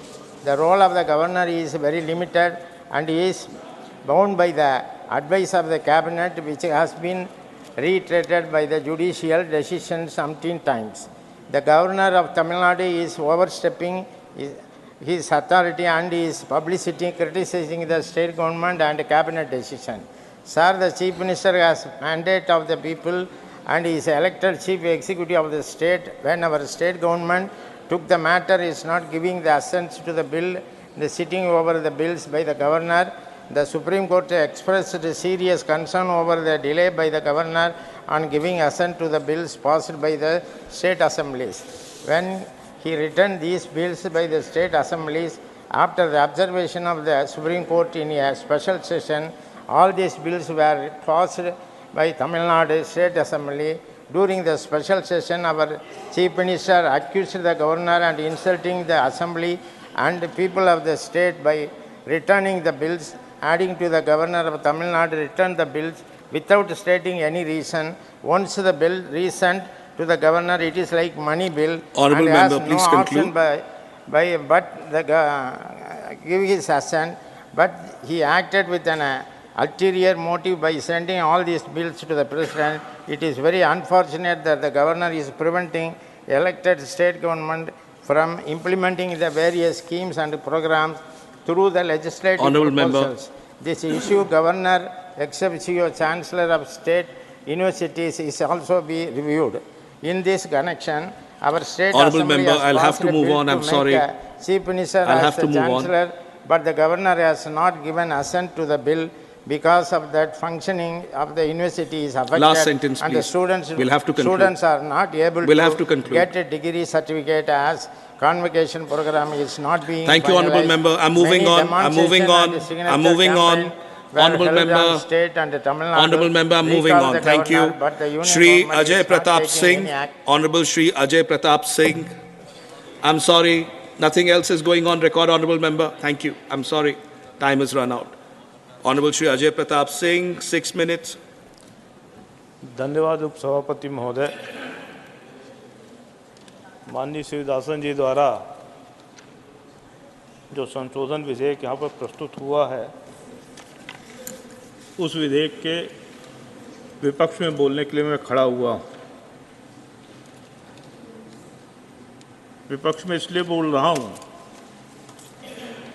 कि अगर उनके द्वारा सुझाए गए संशोधनों को ये सदन स्वीकार कर लेता है तो केंद्र राज्य के संबंधों पर असर तो पड़ेगा ही, साथ ही साथ इन संशोधनों के कारण हमारा देश कमज़ोर होगा। जब हम मजबूत भारत की अवधारणा पर विचार करते हैं, मजबूत देश की अवधारणा पर विचार करते हैं, तो मेरे विचार से मजबूत देश तभी हो सकता है जब हमारा केंद्र मजबूत हो। अगर केंद्र कमज़ोर हो जाएगा तो हमारा देश खंड खंड हो जाएगा। अक्सर हमारे विपक्षी साथी यूनिटी इन डाइवर्सिटी की बात करते हैं, सुनने में अच्छा लगता है, विविधता में एकता, लेकिन जिस सीमा तक वो विविधता की कल्पना करते हैं वो देश की एकता के लिए खतरा होता है। मेरे जैसे लोग जिनके लिए राष्ट्र प्रथम है, वो विविधता में एकता नहीं एकात्मता ढूंढते हैं। हमारे देश के अंदर अनेक ऐसे तत्व हैं जिसके कारण हमारा देश एक है, एक सांस्कृतिक बोध है, एक सांस्कृतिक मूल्य है, और इसीलिए हम लोग वन नेशन वन पीपल की अवधारणा पर विश्वास करते हैं। हम जिस संविधान को हम लोगों ने अंगीकार किया है, स्वीकार किया है, जिसके आधार पर चाहे राज्य सरकार हो चाहे केंद्र सरकार हो संचालित होती है, उस संविधान की हमने शुरुआत ही किया है कि we the people of India, हम भारत के लोग। उसमें यह नहीं लिखा गया कि हम मध्य प्रदेश के लोग, हम केरल के लोग, हम उत्तर प्रदेश के लोग। उसमें कहा गया है कि हम भारत के लोग, और हम भारत के लोगों ने जिस संविधान को अंगीकार किया है, स्वीकार किया है, उसके आधार पर भारत की समस्त संस्थाओं का संचालन होना चाहिए, चाहे राज्य सरकार हो, चाहे कोई म्युनिसिपल कॉरपोरेशन हो, चाहे कोई ग्राम पंचायत हो। वो संविधान के अनुसार संचालित हो रही है कि नहीं हो रही है, यह देखने की जिम्मेदारी हमारी जो केंद्रीय संस्था है, केंद्रीय इकाई है, उसकी होती है। और अगर कहीं संविधान को उल्लंघन हो रहा है, संविधान का परिपालन नहीं हो रहा है, तो उसको नियंत्रित करने की भी जिम्मेवारी केंद्र सरकार की है। और नियंत्रित करने के लिए सूचना, जानकारी, समय समय पर मार्गदर्शन, इसका काम हमारे गवर्नर केंद्र सरकार के आदेश निर्देश पर करते हैं। मैं दो उदाहरण देता हूं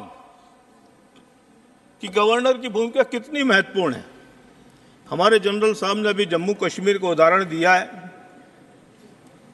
आप सभी को स्मरण होगा गवर्नर जगमोहन जी का, अगर जगमोहन जी गवर्नर के रूप में अपनी भूमिका का न्याय जम्मू कश्मीर में नहीं करते तो शायद आज जम्मू कश्मीर भारत से अलग हो चुका होता। पंजाब के उग्रवाद का जिक्र किया है जनरल साहब ने।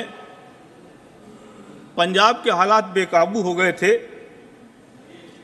गवर्नर रूल के कारण ही वहाँ के हालात को नियंत्रित कर पाए और आज अगर आतंकवाद वहाँ पर दबा है, समाप्त हुआ है, तो इसी संस्था के कारण हुआ है। मैं शिवदासन जी की पीड़ा समझ सकता हूँ। सारे गवर्नर ऐसे नहीं हैं, कुछ गवर्नर ऐसे भी रहे हैं जिनके आचरण पर प्रश्न चिन्ह लगा हुआ है। केरल प्रांत की जो पहली चुनी हुई सरकार, नमूदरीपाद सरकार,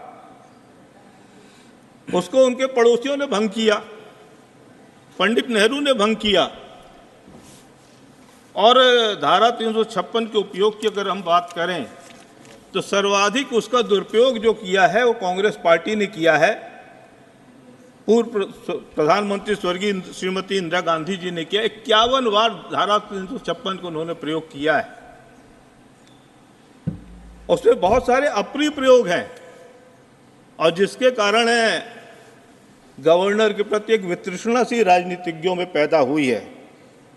लेकिन अब जब हम भारत के बारे में एक समग्र रूप से विचार करते हैं तो गवर्नर की भूमिका महत्वपूर्ण है। मैं ये भी आप सबको स्मरण दिलाना चाहता हूं कि जो गवर्नर की भूमिका है, गवर्नर का पद है, मैं 2 मिनट लूंगा, ये कोई नई बात नहीं है। जब आप किसी बड़े भूभाग को नियंत्रित करना चाहते हैं, एक बड़ी पॉपुलेशन को एड्रेस करना चाहते हैं, तो ये आज की प्रणाली नहीं है, प्राचीन काल से चली आ रही है, रामायण काल से चली आ रही है। अगर मैं कहूँ तो कोई अतिशयोक्ति नहीं है। रामायण में पात्र आता है खर दूषण मारी स्वभाव। ये कौन थे? ये रावण के गवर्नर ही थे जो समय समय पर जानकारी दिया करते थे। मौर्य साम्राज्य के कार्यकाल में भी अगर महाजनपद के रूप में जब ये हमारा भूभाग विभाजित था तो महाजनपदों में भी गवर्नर प्रणाली ही थी। हमारे यहाँ पर जब सिकंदर आए, सिकंदर यहाँ पर सेल्यूकस के रूप में अपना गवर्नर ही छोड़ के गए। हमारे यहाँ मोहम्मद गौरी ने आक्रमण किया, उसने कुतुबुद्दीन ऐबक को अपना गवर्नर, अपना राज्य बना के सौंपा, वहीं से गुलाम वंश शुरू हुआ। चाहे गुलाम वंश हो, चाहे खिलजी हो, चाहे तुगलक हो, चाहे मुगल हो, चाहे अंग्रेज हो, सभी ने इस प्रणाली का अनुसरण किया है। और अगर एक भूभाग, बड़े भूभाग पर अपना नियंत्रण रखना है, एक बड़े भूभाग को अपने की एकता को स्थापित करके रखना है, एक बड़ी पॉपुलेशन को एड्रेस करना है, तो हमको इस प्रणाली का अवलंबन करना ही पड़ेगा। और इसलिए माननीय शिवदासन जी ने जो संशोधन प्रस्तुत किया है, मैं उस संशोधन से असहमत हूँ। मैं इस बिल का, संशोधन विधेयक का विरोध करता हूँ। बहुत बहुत धन्यवाद। Honorable Shri P. Wilson, as you're aware, you've got about 2 minutes. Chairman, sir, thank you very much for giving me an opportunity. Sir, when the Constitution came into force, the Constituent Assembly makers, they thought that the governor will be a guide, friend, and a philosopher. He would actually facilitate between the state and the union.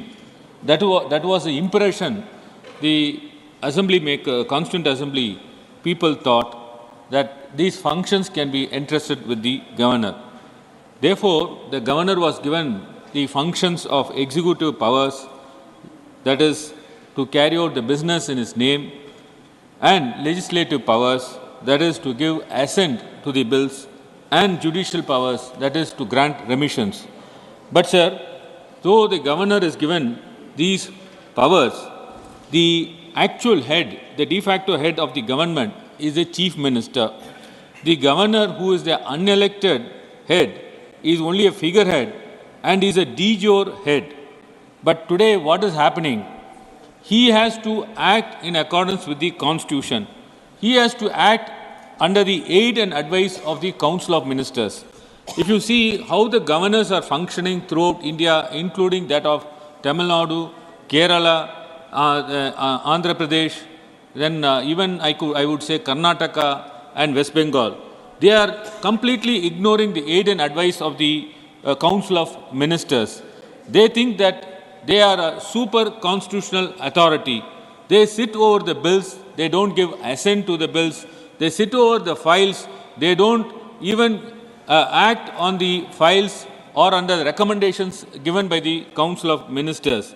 Sir, time has come where we have to think whether these posts of the governor is required for a welfare state. Honourable Member, please conclude. Therefore, sir, I would only say that the powers of the governors can be given to the speakers. What is the powers which I now told before this House? These are all the powers that can be given to the Speaker of the House. And the Speaker of the House can exercise the powers of the governor. Because the governor has become a liability to any democratically elected government. Thank you, and Honourable they Member. don't act in accordance with the Constitution. They are in confrontation with the elected government. So time has come, sir, where the House has to debate about the powers of the governor. Sarkaria Commission has come down heavily. Thank you. Punchi Commission has come down heavily. The Supreme Thank Court you. has come down heavily, like Article 365, where Honourable Supreme Member. Court gave a check and curtailed the powers of the governor. Thank the you. House has to discuss and see that the post of the governors has to be abolished. Thank you very much, Chairman, sir. Honourable Shri Biplab Kumar Deb. 6 minutes. Honourable vice chairman साहब, हमारे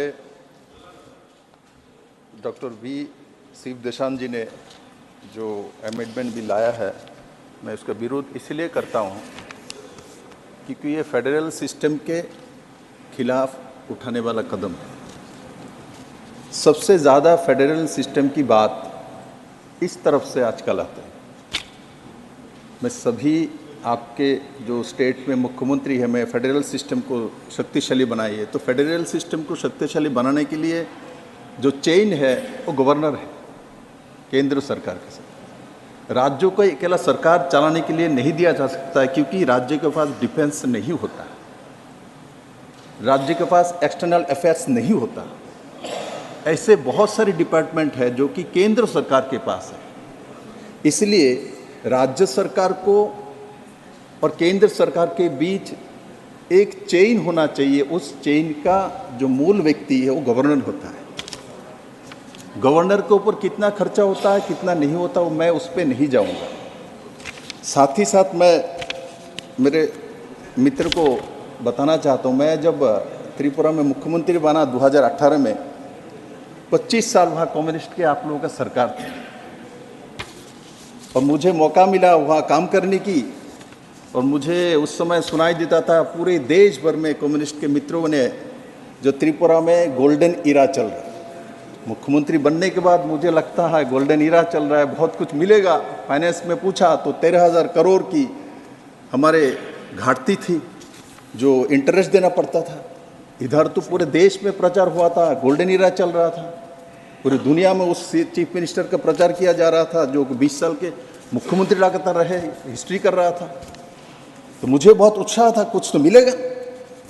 और उसके बाद जब मैं secretariat में जाके chief minister के रूम में जाके देखा, जो वहाँ भारत के नेशनल फ्लैग नहीं है, एक भी मिनिस्टर के रूम में नेशनल फ्लैग नहीं थे, अशोक चक्र नहीं थे, क्योंकि भारत के संविधान को कम्युनिस्ट के स्वभाव में नहीं मानना इनका आदत है। वो मार्क्सवाद को मानते हैं। भारत का संविधान को जब जरूरत पड़ता है तब मानता है। इसलिए भारत के संविधान को जब भी मौका मिले उसको अटैक करना, उसको कमजोर करना, ये कम्युनिस्ट का स्वभाव है। मैं कहता हूं मेरे मित्रों, स्वभाव इसको धीरे धीरे बंद कर दो। और साथ ही साथ भारत के जो स्वभाव उसमें आ जाना चाहिए। और इस देश के संविधान के ऊपर हम सवाल उठा लेते हैं, इस देश के सिस्टम के ऊपर सवाल उठा लेते हैं। Please. No, it's not going on record. It's not going on. Address the chair. It's not going on record. National flag जरूर लाया, मैं इसलिए गर्वीभूत करता हूं। त्रिपुरा के लोग बहुत वर्षों से चाह रहा था जो वहां नेशनल फ्लैग रूम में रहे, किंतु कम्युनिस्ट के कारण से वो नहीं पहुंच पा रहा था। मैं तो आगे जाके ये बोलूंगा, कम्युनिस्ट के एक समय तो पार्टी ऑफिस में 15 अगस्त 26 जनवरी में तो नेशनल फ्लैग नहीं उठाते थे। इतिहास है भाई। बाद में मजबूर हुआ तो नेशनल फ्लैग उठाने लगे हैं, वो सच्चाई है। Please address the chair, honourable member, address the chair. माननीय उपसभापति महोदय, मैंने कांग्रेस के हनुमान मंतिया जी को देखा, गवर्नर के बारे में बोले जा रहे थे, सिस्टम के बारे में बोल रहे थे। भाई, भारतीय जनता पार्टी एनडीए के सरकार आने के बाद हम लोगों ने असंवैधानिक रूप से किसी सरकार के साथ व्यवहार नहीं किया है। मैं इसलिए अपने सरकार का पीठ थपथपाता हूं। जो भी ऐसा किया गया है दुरुपयोग, वो कांग्रेस के जमाने किया गया। Congress no, this can not go on. No, Congress को यूपीए कम्युनिस्ट पार्टी ने सपोर्ट देके रखा हुआ था। इसीलिए डीएमके के मित्रों को बोलता हूं, आपके सरकार के सबसे गिराया ज्यादा ये इन्होंने जो सपोर्ट उस सरकार ने गिराया। इसलिए इस बात को देखिए, हमारे सरकार आने के बाद हमने किसी सरकार को असंवैधानिक तरीके से नहीं गिराया, और हमने गवर्नर को जिस तरीके से काम करना है, माननीय हमारे महामहिम राष्ट्रपति जी के मार्गदर्शन में काम किया जाता है, पीएम के मार्गदर्शन में काम नहीं किया जाता है। ये कांग्रेस के समय होता था जो प्रधानमंत्री के मार्गदर्शन में काम किया जाता था, हमारे समय नहीं होता है। इसलिए संविधान को मानते हुए हम काम करते हैं। और जौहर सरकार जी अभी नहीं है, बोल रहा था तमिलनाडु के गवर्नर के ऊपर हाईकोर्ट ने टिप्पणी की, हाईकोर्ट ने आलोचना की, इसीलिए गवर्नर हटा देना चाहिए। तब तो इस देश में सबसे ज्यादा हाईकोर्ट ने इंटरवेंस किया है तो पश्चिम बंगाल के मुख्यमंत्री के ऊपर किया है, उनके काम काज के ऊपर किया है। सबसे पहले तो इनको उठा देना चाहिए, इनको रिजाइन कर देना चाहिए। माननीय सदस्य, तो 1 मिनट, लास्ट 1 मिनट। कोर्ट में कोई विषय उठे और कोर्ट इसका आलोचना समालोचना करे, इसलिए संवैधानिक सिस्टम में बैठे हुए व्यक्ति चले जाए और चले आए, ऐसा इस देश में नहीं हुआ है और आगे भी नहीं होगा। तो मैं मानता हूं जो इस सदन में जिस तरीके से इस बिल को अलग अलग व्यक्ति ने अपने विषय रखा है, किंतु मेरा मानना है गवर्नर बहुत जरूरी है, क्योंकि गवर्नर के बिना केंद्र सरकार के साथ हमारा संपर्क जो है उसको चेन टूट जाएगी। और भारत इतना बड़ा देश है, उसको इस सिस्टम में रख के ही चलाया जाता है। इसलिए संविधान के माध्यम से जो बाबा साहब ने सिस्टम लाया है, उसको समय समय हमने बहुत सारे अमेंडमेंट किया है जो ज़रूरत पड़ता है, किंतु इसका कोई ज़रूरत नहीं है। इसलिए मैं इसका घोर विरोध करता हूं और मैं भारत के संविधान के प्रति निष्ठा रखता हूं। तो मैं आपको भी बोलता हूं, मार्क्सवाद छोड़ के भारत के संविधान पे निष्ठा पे आ जाइए। धन्यवाद। Thank you. May I now request Honorable Shri Naresh Agrawal ji to start? Sorry, no, Mani Naresh Bansal ji, I'm sorry. धन्यवाद उपसभापति जी। गवर्नर का चुनाव हो, हाँ जी, एक्चुअली सॉरी, 5:15 बजे हमें रुकना था।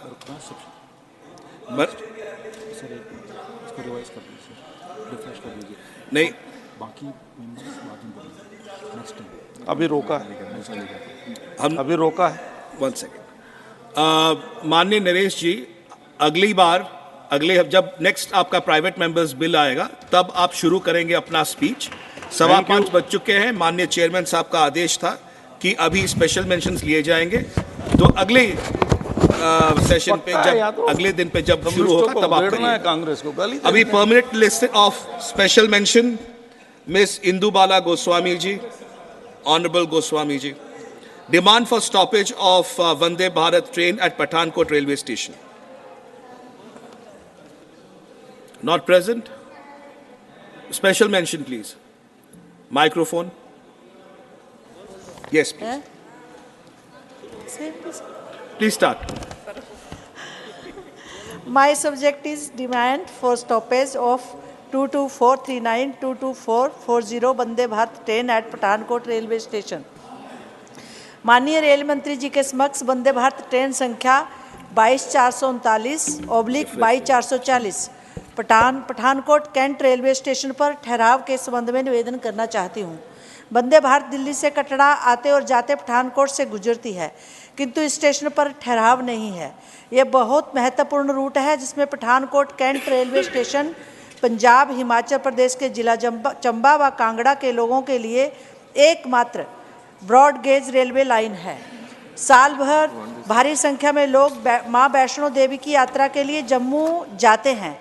इसके पश्चात अधिकतर लोग प्राकृतिक सौंदर्य से भरपूर देवभूमि हिमाचल प्रदेश में धार्मिक पर्यटन हेतु मां ज्वालामुखी, मां बगलामुखी, नैना देवी, चिंतपूर्णी, चामुंडा देवी, मां ब्रजेश्वरी व शिव मंदिर बैजनाथ आते हैं। वंदे भारत ट्रेन के पठानकोट कैंट स्टेशन पर ठहराव न होने की वजह से हिमाचल प्रदेश के उपरोक्त धार्मिक स्थल पर्यटकों से वंचित रह जाते हैं। पठानकोट स्टेशन पर वंदे भारत के ठहराव से आम जन को कटरा जाने में बहुत आसानी होगी तथा धार्मिक पर्यटन को भी निश्चित रूप से बढ़ावा मिलेगा। वंदे भारत ट्रेन देश की पहली ऐसी रेल सेवा है जिसमें प्रीमियर सफ़र का सबसे अधिक ख्याल रखा गया है। इसलिए उपरोक्त रूट पर पठानकोट कैंट स्टेशन पर वंदे भारत ट्रेन का ठहराव लोकहित में अत्यंत महत्वपूर्ण कदम होगा। मैं सरकार से मांग करती हूं कि आप संबंधित अधिकारियों को, माननीय रेल मंत्री जी से निवेदन करती हूं कि आप संबंधित अधिकारियों को निर्देशित कर वंदे भारत ट्रेन का ठहराव कम से कम 2 मिनट के लिए पठानकोट कैंट स्टेशन पर करवाने की कृपा करेंगे। धन्यवाद। Thank you.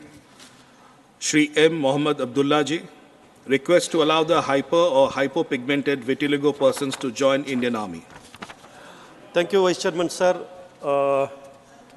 Attention is brought in the interest of the people who have the autoimmune disorder namely called vitiligo.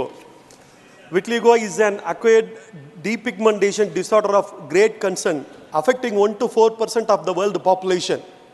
Sir, a person with vitiligo develops patches of skin with little or no pigmentation across their body, and it is not a lethal or infectious disease. According to the medical standard of the Indian Defence Service, a candidate is deemed medically fit when he has no hyper or hypopigmentation or any other disease of the skin. Hence, the people with vitiligo found it difficult to join the Indian Defence Service. Hence, many of them feel distressed and stigmatized by their condition. Vitiligo candidates will be of normal anatomy without loss of any appendages. They will be free from all communicable diseases and skin ailment. Even though people who have vitiligo disorder are expected to be at risk and adverse weather condition and at high altitude, the risk is meager and even not for those with mild vitiligo. Such physically and mentally fit aspirant having all the potential to perform their duties toward the nation should not be stopped from being a soldier or officer. Hence, I humbly request the Honorable Minister of Defence to immediately look into this issue with utmost priority and take the necessary step to regulate the medical standard of Indian Defence Service so that they can be placed in civil post and ensure their service to the nation in these regards. Thank you, sir. Thank you. Shri Vijay Pal Singh Tomar, demand for starting domestic flights from Meerut to various cities by expanding airstrip under the Udan scheme. धन्यवाद उपसभापति महोदय। केंद्र सरकार ने उड़ान योजना द्वारा देश के विभिन्न शहरों को हवाई सेवा से जोड़ा है। मेरठ पश्चिमी उत्तर प्रदेश का एक मुख्य शहर है जिसका अपना एक ऐतिहासिक महत्व है, क्योंकि यहाँ से 1857 में आज़ादी की क्रांति का पहला बिगुल फूंका गया था, जिसकी याद में शहीद स्मारक पर एक म्यूजियम बना है। बागा ओगरनाथ का मंदिर भी पर्यटन केंद्र है और महाभारत कालीन राजधानी हस्तिनापुर मेरठ जिले में स्थित है। पांडवों के समय से वारणाव्रत, विदुरकुटी, शुक्रताल, परीक्षतगढ़ पर्यटन के केंद्र बने हुए हैं। मेरठ खेल के समान का देश का दूसरा नंबर का हब है। विश्व भर में क्रिकेट के लिए मेरठ से निर्मित बैट बल्ले का प्रयोग किया जाता है। विश्व के अधिकांश खिलाड़ी क्रिकेट सामान खरीदने यहाँ आते हैं। गत वर्ष एशिया स्तर के ध्यानचंद स्पोर्ट्स यूनिवर्सिटी का शिलान्यास माननीय प्रधानमंत्री द्वारा मेरठ जिले में यहीं किया गया है। मेरठ से उत्तर प्रदेश की राजधानी लखनऊ करीब 550 किलोमीटर, हाई कोर्ट प्रयागराज करीब 750 किलोमीटर, वाराणसी का विश्वनाथ मंदिर करीब 850 किलोमीटर, गोरखनाथ धाम मंदिर करीब 800 किलोमीटर। इन सभी स्थानों पर जाने में रेल से 12 से 20 घंटे का समय लगता है, जिससे यात्रियों को काफ़ी समस्या आती है। मान्यवर वर्तमान एक हवाई पट्टी मेरठ में स्थित है, जहां पर चार्टर प्लेन और हेलीकॉप्टर वगैरह उतरते हैं। आपके माध्यम से मैं सरकार से आग्रह करना चाहूँगा कि उड़ान योजना के अंतर्गत मेरठ की हवाई पट्टी का विस्तारीकरण कर देश के विभिन्न शहरों को मेरठ से घरेलू हवाई यात्रा शुरू की जाए। धन्यवाद। Thank you. Shri Abdul Wahab, not present. Dr. Kanivudi NVN Somu, demand to develop cruise tourism in Chennai. Thank you, Chairman, sir. Cruise tourism is emerging as one of the rapid growing segments of the leisure industry globally. The Indian tourism sector is providing major contribution to the gross domestic product GDP and foreign exchange earnings EFF, as well as for providing employment. Chennai port is one of the oldest ports in the country in the southern part of India from the time of East India Company. During the British period, passenger services were operating regularly from Chennai to Malaysia, Burma and Andaman. India's first international cruise was flagged off from Chennai to Sri Lanka in June 2023. The MV Empress, with 750 passengers on a 5-day sea cruise, will cross 3 ports. Cruise tourism holds huge opportunity for our maritime sector, and this cruise will further boost tourism, generate employment, and strengthen the economy. The cruise was launched from Chennai's International Cruise Terminal, built at a cost of Rs 17.21 crore. The main aim of the government is to develop Chennai as a cruise tourism hub. This initiative has the potential to greatly contribute to the economic development and tourism growth in India. By 2024, the government plans to build 3 new international cruise ports with additional ferry routes through India, Sri Lanka, Thailand, and Myanmar. At the moment, there are only few ferries piled by private companies, and the cost is on a higher side. Therefore, I urge the government of India to apply government-sponsored ferries at an affordable cost so that more and more tourists will experience cruise tourism in India. Thank you, sir. Thank you. Shri Sadanand Shri Tanwade. Chairman, sir, my special mention is concern over revocation of Indian passport in Goa. I beg to call the attention of the Minister of External Affairs to an important issue that has emerged in Goa, affecting a considerable number of individuals. The Regional Passport Office has recently revoked the passport of over 70 people due to the renewal of their Indian passport subsequent to registering their birth in Portugal. The basis of this revocation of Regional Passport Office in Goa is the birth registration in Portugal, considered as the effective date of acquiring citizenship. I urge the Minister of External Affairs to reconsider the decision of revoking Indian passports solely based on the birth registration in Portugal. I propose that the Ministry allows the renewal of Indian passports for these individuals until they acquire the official citizenship document from the Portuguese government. This measure is vital to facilitate their travel and ensure their well-being during the transition period until their Portuguese passports are ready. Furthermore, I implore the Ministry to expedite the process, enabling individuals to promptly obtain OCI cards upon acquiring Portuguese citizenship. Thank you, sir. Thank you. Shri Irana Kadari. Not present. Srimati Sulota Deo. Not present. Srimati Mahua Maji. Demand to declare Central Institute of Psychiatry, Ranchi, Jharkhand as Institute of National Importance on the line of Nimhans, Bengaluru. Thank you, Honorable Vice Chairman, sir. My subject is demand to declare Central Institute of Psychiatry, Ranchi, Jharkhand as Institute of National Importance on the line of Nimhas, Bengaluru. महोदय, मानसिक चिकित्सा से जुड़े इस विश्व प्रसिद्ध अनूठे संस्थान की स्थापना 1918 में हुई थी। अब जब भारत में मानसिक समस्या तेजी से फैल रही है, तो पूर्वी भारत के झारखंड, रांची के कांके में स्थित इस संस्थान की प्रासंगिकता और बढ़ जाती है।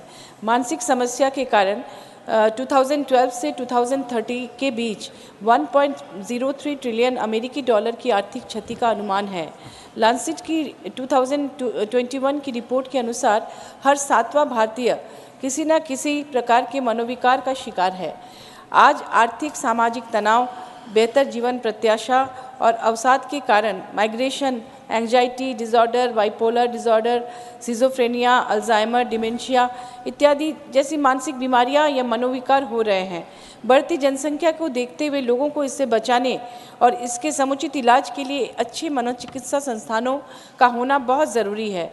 महोदय, रांची स्थित यह संस्थान एक ऐसा अग्रणी संस्थान है जो केंद्र सरकार की सहायता से पूर्वी भारत के लोगों के मनोरोगों के इलाज की दृष्टि से वरदान साबित हो सकता है। अतः मैं आपके माध्यम से केंद्र सरकार से अनुरोध करती हूं कि सेंट्रल इंस्टीट्यूट ऑफ साइकेट्री को पूर्वी भारत का निमांस घोषित कर इसे राष्ट्रीय महत्व का संस्थान बनाया जाए, इसका पुनरुद्धार किया जाए, यहाँ शिक्षकों, पीजी के सीट, वार्डों की संख्या और अन्य सुविधाएं बढ़ाई जाए ताकि लोगों को सस्ती, सुलभ और विश्व स्तरीय चिकित्सा मिल सके। निमांस बेंगलुरु का बोझ भी कम हो, लोगों का राह खर्च, होटल खर्च बचे, समय बचे और ज़रूरतमंदों को सस्ती, सुलभ और विश्व स्तरीय चिकित्सा मिल सके। यह संस्थान भारत को स्वस्थ रखने में मील का पत्थर साबित होगा। कृपया इस पर ध्यान दिया जाए। धन्यवाद। Thank you. Shri K.R.N. Rajesh Kumar, not present. Shrimati Geeta alias Chandraprabha, demand of GI tag for desi ghee from Auriya, Uttar Pradesh. जी धन्यवाद महोदय। उत्तर प्रदेश देश का सबसे बड़ा प्रदेश है और विभिन्न जिलों की अपनी अपनी विशेषताएं हैं। हमारे जनपद औरैया को देसी घी के लिए प्रसिद्ध है। महोदय, वैदिक कालों से आज तक देसी घी का स्वास्थ्य के साथ साथ पूजा अर्चना में भी बड़ी मान्यता रही है। जहां एक तरफ स्वास्थ्य तो वहीं छोटे किसान जो गाय भैंस पाल कर अपनी जीविका चलाने के साथ ही देसी घी को तैयार करने से अपनी आय को बढ़ोतरी करते हैं। इसी को देखते हुए माननीय मुख्यमंत्री जी के द्वारा उत्तर प्रदेश में एक जिला एक उत्पाद नीति में औरैया जनपद के लिए देसी घी का चयन हुआ है। देश विदेश तक जिले में उत्पादित घी को पहुंचाने एवं संबंधित उद्योगों को प्रोत्साहन करने के लिए एक उत्पाद योजना के अंतर्गत जिले के उत्पाद के रूप में देसी घी को चुना गया है। जिले में देसी घी के उत्पादन और व्यापार और मजबूती देने के लिए तथा देश विदेश तक इसकी पहुंच को सुनिश्चित करने के लिए मैं आपके माध्यम से सरकार एवं माननीय मंत्री जी से अनुरोध करती हूं कि औरैया जनपद के देसी घी को GI टैग यानी जियोग्राफिकल इंडिकेशन टैग का दर्जा प्राप्त दिया जाए, जिससे कि देश के अन्य जियोग्राफी इंडिकेशन टैग प्राप्त वस्तुओं की तरह औरैया जिले के देसी घी को राष्ट्रीय एवं अंतर्राष्ट्रीय पटल पर स्थान प्राप्त हो सके। धन्यवाद। Thank you. Lieutenant General Dr. D.P. Vats, retired. Demand for capacity building in medical services. Thank you, Sabhapati ji. With the Honorable Prime Minister's call for one world, one family and one future, provision of health services to mankind becomes our duty, being the largest population base in the world, with exportable human resources, including skilled medicals and paramedics.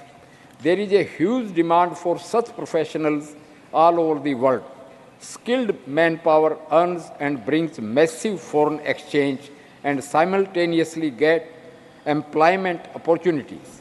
To meet the global and national demand, Ministry of Health and Family Welfare has opened 23 AIMS, out of which 21 are functional, and 706 medical colleges with paramedical colleges, which is commendable. To meet such a huge demand, government should liberalize the licensing policies to permit the medical graduates to operate emergencies, including cesarean sections, after a one-year course in surgery, gynae, and anesthesia. Courses as was the practice before 1980. The medical profession should be taken out of Consumer Protection Act, and rural services should have more incentives. I urge the government to look into the matter to meet the huge demand of surgeons by imparting ad hoc practical training. Thank you. Srimati Sumitra Balvik. need for promotion of self-help grounds to develop places like Jabalpur, Mandla, Chindwara, Panchmari as tourist centers. जी, उपसभापति महोदय धन्यवाद। आज मैं आपके सामने जो विषय लेकर खड़ी हूँ वह मध्य प्रदेश से जुड़ा है। महोदय, पिछले कुछ वर्षों में मध्य प्रदेश में पर्यटकों की संख्या में बढ़ोतरी हुई है। वैसे तो यह बढ़ोतरी कोविड संक्रमण के बाद पूरे भारत में पर्यटन सेक्टर में हुई है, जिससे भारत की अर्थव्यवस्था पर काफ़ी फायदा हुआ है। मध्य प्रदेश को भारत का दिल माना जाता है। भेड़ाघाट, चौसठ जोगनी, बांधवगढ़, कान्हा, खजुराहो आदि जैसे कई विश्व प्रसिद्ध दार्शनिक स्थल हैं। इसके साथ ही बहुत से ऐसे प्राकृतिक और ऐतिहासिक महत्व के स्थल हैं जिन्हें पर्यटन की दृष्टि से और भी विकसित किया जा सकता है। महोदय, मोदी जी के नेतृत्व में भारत ने स्व सहायता समूहों को बढ़ावा दिया है और करोड़ों महिलाओं और ग्रामीण युवाओं को रोजगार से जोड़ा है। आपके माध्यम से मेरा भारत सरकार से निवेदन है कि मध्य प्रदेश में पर्यटन को और सुदृढ़ बनाने हेतु ऐसे ही स्व सहायता समूहों को बढ़ावा देने के लिए योजनाएं बनाई जाएं। जबलपुर, मंडला, छिंदवाड़ा, पचमढ़ी आदि स्थानों को पर्यटन के केंद्रों की तरह विकसित किए जाने से एक बहुत बड़ी आबादी को लाभ मिलेगा और अर्थव्यवस्था के बढ़ते आयामों को लाभ मध्य प्रदेश की जनता को मिलेगा। अतिथि देवो भव के मूल तंत्र को मध्य प्रदेश ने अपनाया है और भारत सरकार और मध्य प्रदेश सरकार के प्रयासों से प्रदेश का पर्यटन विभाग नए आयामों को छू सकता है। धन्यवाद। Thank you. Dr. L. Hanumantaiah, concern over rising number of cases of road accidents in India. Thank you, sir. Sir, concern over rising number of cases of road accidents in India. Sir, information regarding road traffic accidents is gathered through two reports, Road Accidents in India, published by the Ministry of Road Transport and Highways, and Crime in India, released by the National Crime Records Bureau. The data is solely sourced from police departments. Details about crashes are recorded through FIRs filed by involved parties. Witnesses or on-site police officers. In 2022, there were 1,50,998 cases reported for deaths due to negligence relating to the road accidents. This is 10.5% rise from cases reported during 2019 with 1,36,587 cases, which is an alarming and requires immediate intervention. Sir, however, the reporting process itself has limitations. The majority of cases are attributed to human error, overlooking other factors such as vehicle and infrastructure issues. The cause of the crash is documented as the fault of a road user without considering other contributing elements. Furthermore, sir, the reporting mechanism does not account for fatalities occurring in hospitals after 30 days as highlighted in the Road Accidents in India 2019 report published by the Ministry of Road Transport itself. The World Health Organization categorized India's official data on road traffic fatalities as either unsayable or unavailable due to quality issues in their 2019 Global Health Estimates released in December 2020. Sir, I would like to urge the government to adopt revised methodologies for collecting road traffic accident data that align with international standards. Thank you, sir. Thank you. Shri Ram Chandra Jangra, need to prohibit setting up coal plants in non-coal producing areas. धन्यवाद उपसभापति जी।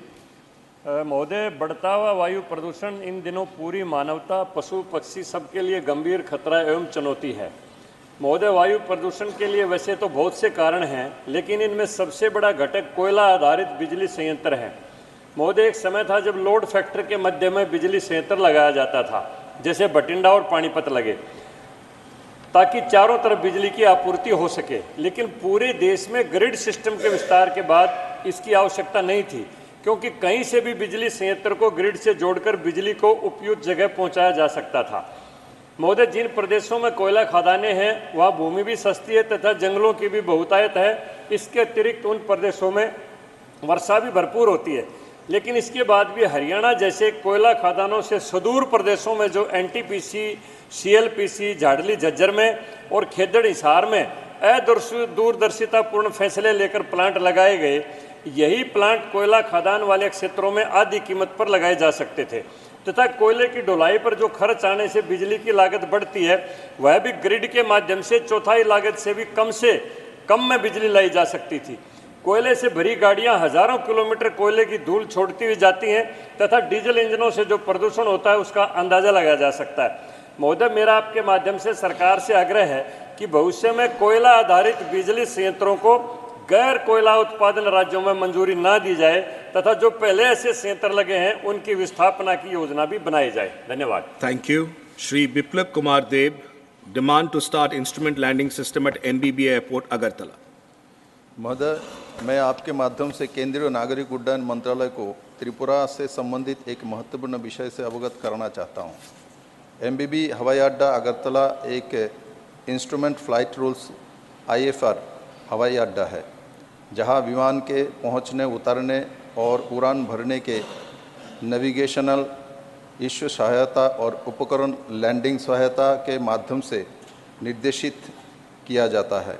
Instrument landing system का उपयोग accurate landing में सहायता के रूप में किया जाता है, जो सामान्य और सही मौसम की स्थिति में रनवे पर उतरने के लिए विमान का मार्गदर्शन करता है। MBB हवाई अड्डा अगरतला में पुराने ILS सिस्टम को नई प्रणाली से बदल दिया गया है। नया ILS सिस्टम इंस्टॉलेशन का काम पूरा हो चुका है। एयरपोर्ट अथॉरिटी ऑफ इंडिया के विमानों द्वारा ग्राउंड कैलिब्रेशन और एयर कैलिब्रेशन 27 नवंबर 2023 को पूरा कर चुका है। अगले फेज में कैलिब्रेशन रिपोर्ट के आधार पर उपकरण प्रक्रिया प्रोसेस विकसित किए जाएगी और इसे अनुमति के लिए DGCA के भेजा जाएगा। DGCA की मंजूरी के बाद उस सिस्टम को चालू कर दिया जाएगा। महोदय, आजकल कोहरा के कारण बहुत सी फ्लाइट्स MBB एयरपोर्ट पर उतर नहीं सकती और उन्हें दूसरे स्थान पर डाइवर्ट करना पड़ता है। इससे पैसेंजर्स को बहुत परेशानी का सामना करना पड़ता है और उन्हें आर्थिक बोझ भी उठाना पड़ता है। अतः केंद्रीय नागरिक उड्डयन मंत्रालय से अनुरोध है कि इस दिशा में DGCA की मंजूरी शीघ्रता से प्रदान किए जाए, जिससे ILS सिस्टम को MBB एयरपोर्ट अगरतला में शुरू किया जा सके। धन्यवाद। Thank you. Shri Niranjan BC, not present. Shri Rakesh Sinha, not present. Srimati Ramila Ben Bechar Bhai Bara, demand to construct hostels for tribal students. धन्यवाद सभापति जी। महोदय, मैं आपके माध्यम से सदन का ध्यान आकर्षित करना चाहती हूँ। प्रधानमंत्री नरेंद्र भाई मोदी जी हमारे गुजरात राज्य के मुख्यमंत्री रहते हुए उन्होंने राज्यव्यापी कन्या केनवनी रथ चलाकर बालिका शिक्षा को बढ़ावा दिया, बालिकाओं की शिक्षा पर जोर दिया। परिणाम स्वरूप आज आदिवासी, दलित, अन्य पिछड़ा वर्ग की लड़कियों 100% शिक्षा प्राप्त कर रही हैं। सरकार ने तालुका स्तर पर कॉलेज, ITI आदि संस्थान स्थापित किए। इससे सभी बच्चे लाभान्वित हो रहे हैं, लेकिन अध्यक्षश्री तालुका स्तर पर दूर दराज गांव के बच्चे उच्च शिक्षा प्राप्त करने के लिए अप डाउन कर रहे हैं, जिसमें उन्हें काफ़ी रुकावटें महसूस होती है। इसके कारण कई बच्चे अपने पढ़ाई छोड़ने को मजबूर हो जाते हैं। दूर दराज गांव से शिक्षा के लिए आने वाले ऐसे बच्चों की इस समस्या का समाधान के लिए मेरा सरकार से अनुरोध है कि प्रत्येक आदिवासी तालुका स्तर पर इन लड़के लड़कियों के लिए रहने खाने व्यवस्था के साथ एक सरकारी समरस छात्रावास शुरू किया जाना चाहिए। ये छात्रावास तालुका जिला स्तर पर होने से हमारे आदिवासी बच्चों को बहुत अधिक फायदा प्राप्त होगा।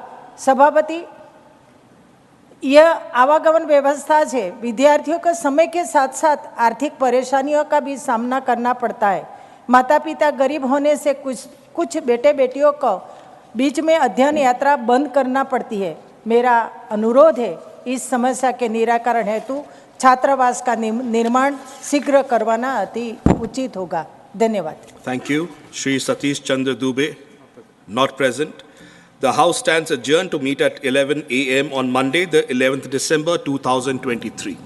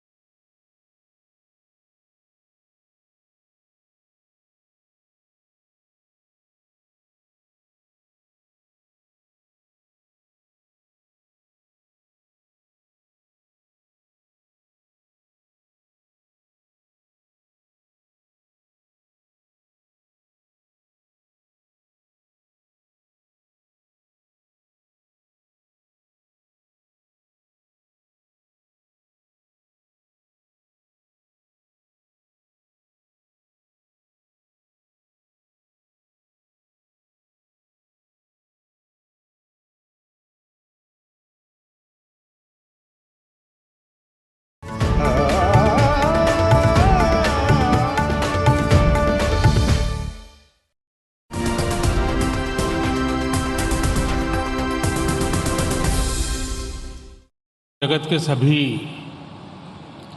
गणमान्य साथियों, देवी और सज्जनों, लाल किले का ये प्रांगण अपने आप में बहुत ऐतिहासिक है। ये किला केवल इमारत नहीं, यह एक इतिहास है। आजादी के पहले और आजादी के बाद कितनी ही पीढ़ियां गुजर गई, लेकिन लाल किला अड़िग है, अमिट है। इस वर्ल्ड हेरिटेज साइट लाल किले में आप सभी का बहुत बहुत अभिनंदन है।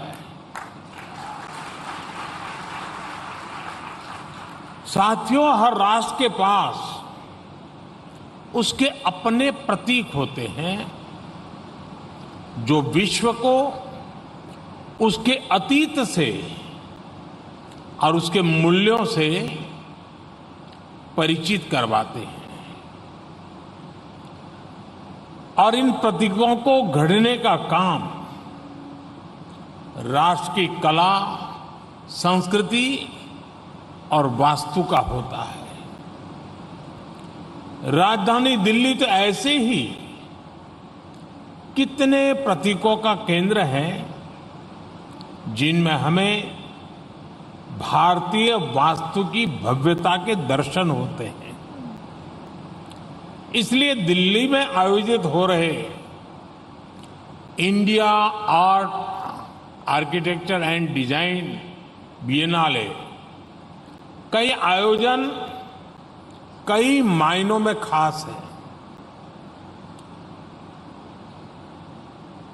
मैं अभी यहां बनाए गए पैवेलियंस देख रहा था और मैं आपकी क्षमा भी मांगता हूं कि मैं लेट भी इसी के कारण आया कि वहां एक से बढ़कर ऐसे देखने योग्य, समझने योग्य चीजें हैं कि मुझे आने में विलंब हो गया। और फिर भी मैं 2-3 स्थान तो छोड़ने पड़े मुझे।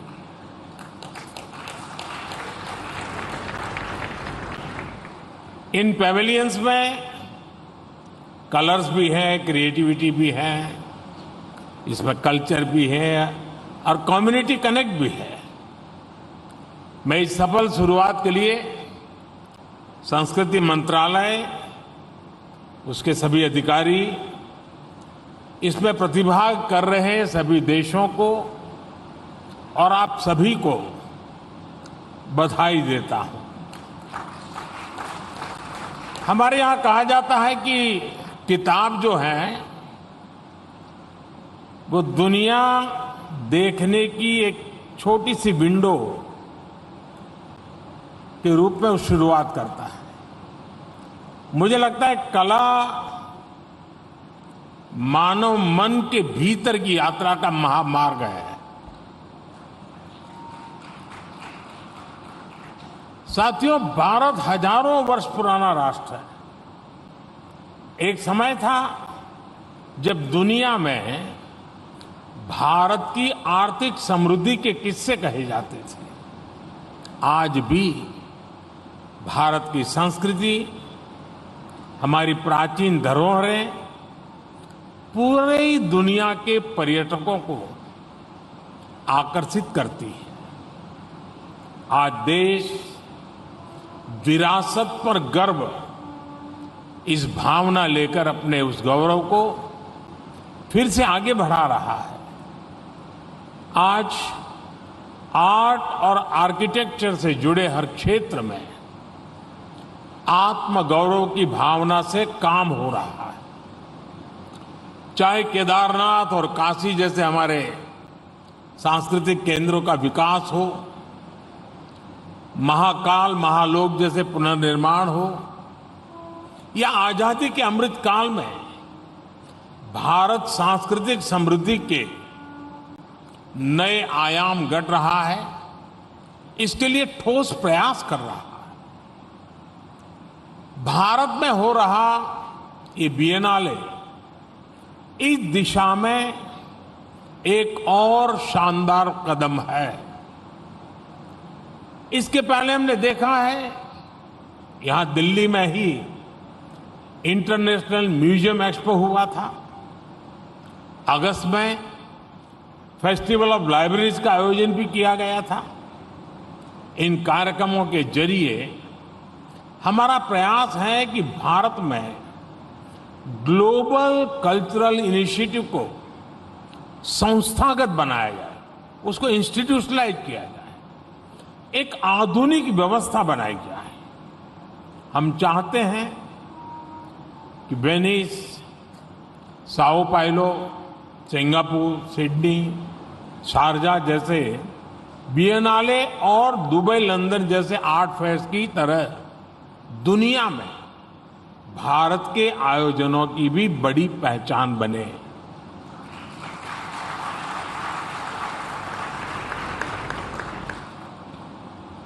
और इसकी जरूरत इसलिए भी होती है कि आज मानव जीवन पर टेक्नोलॉजी का प्रभाव इतना बढ़ता गया है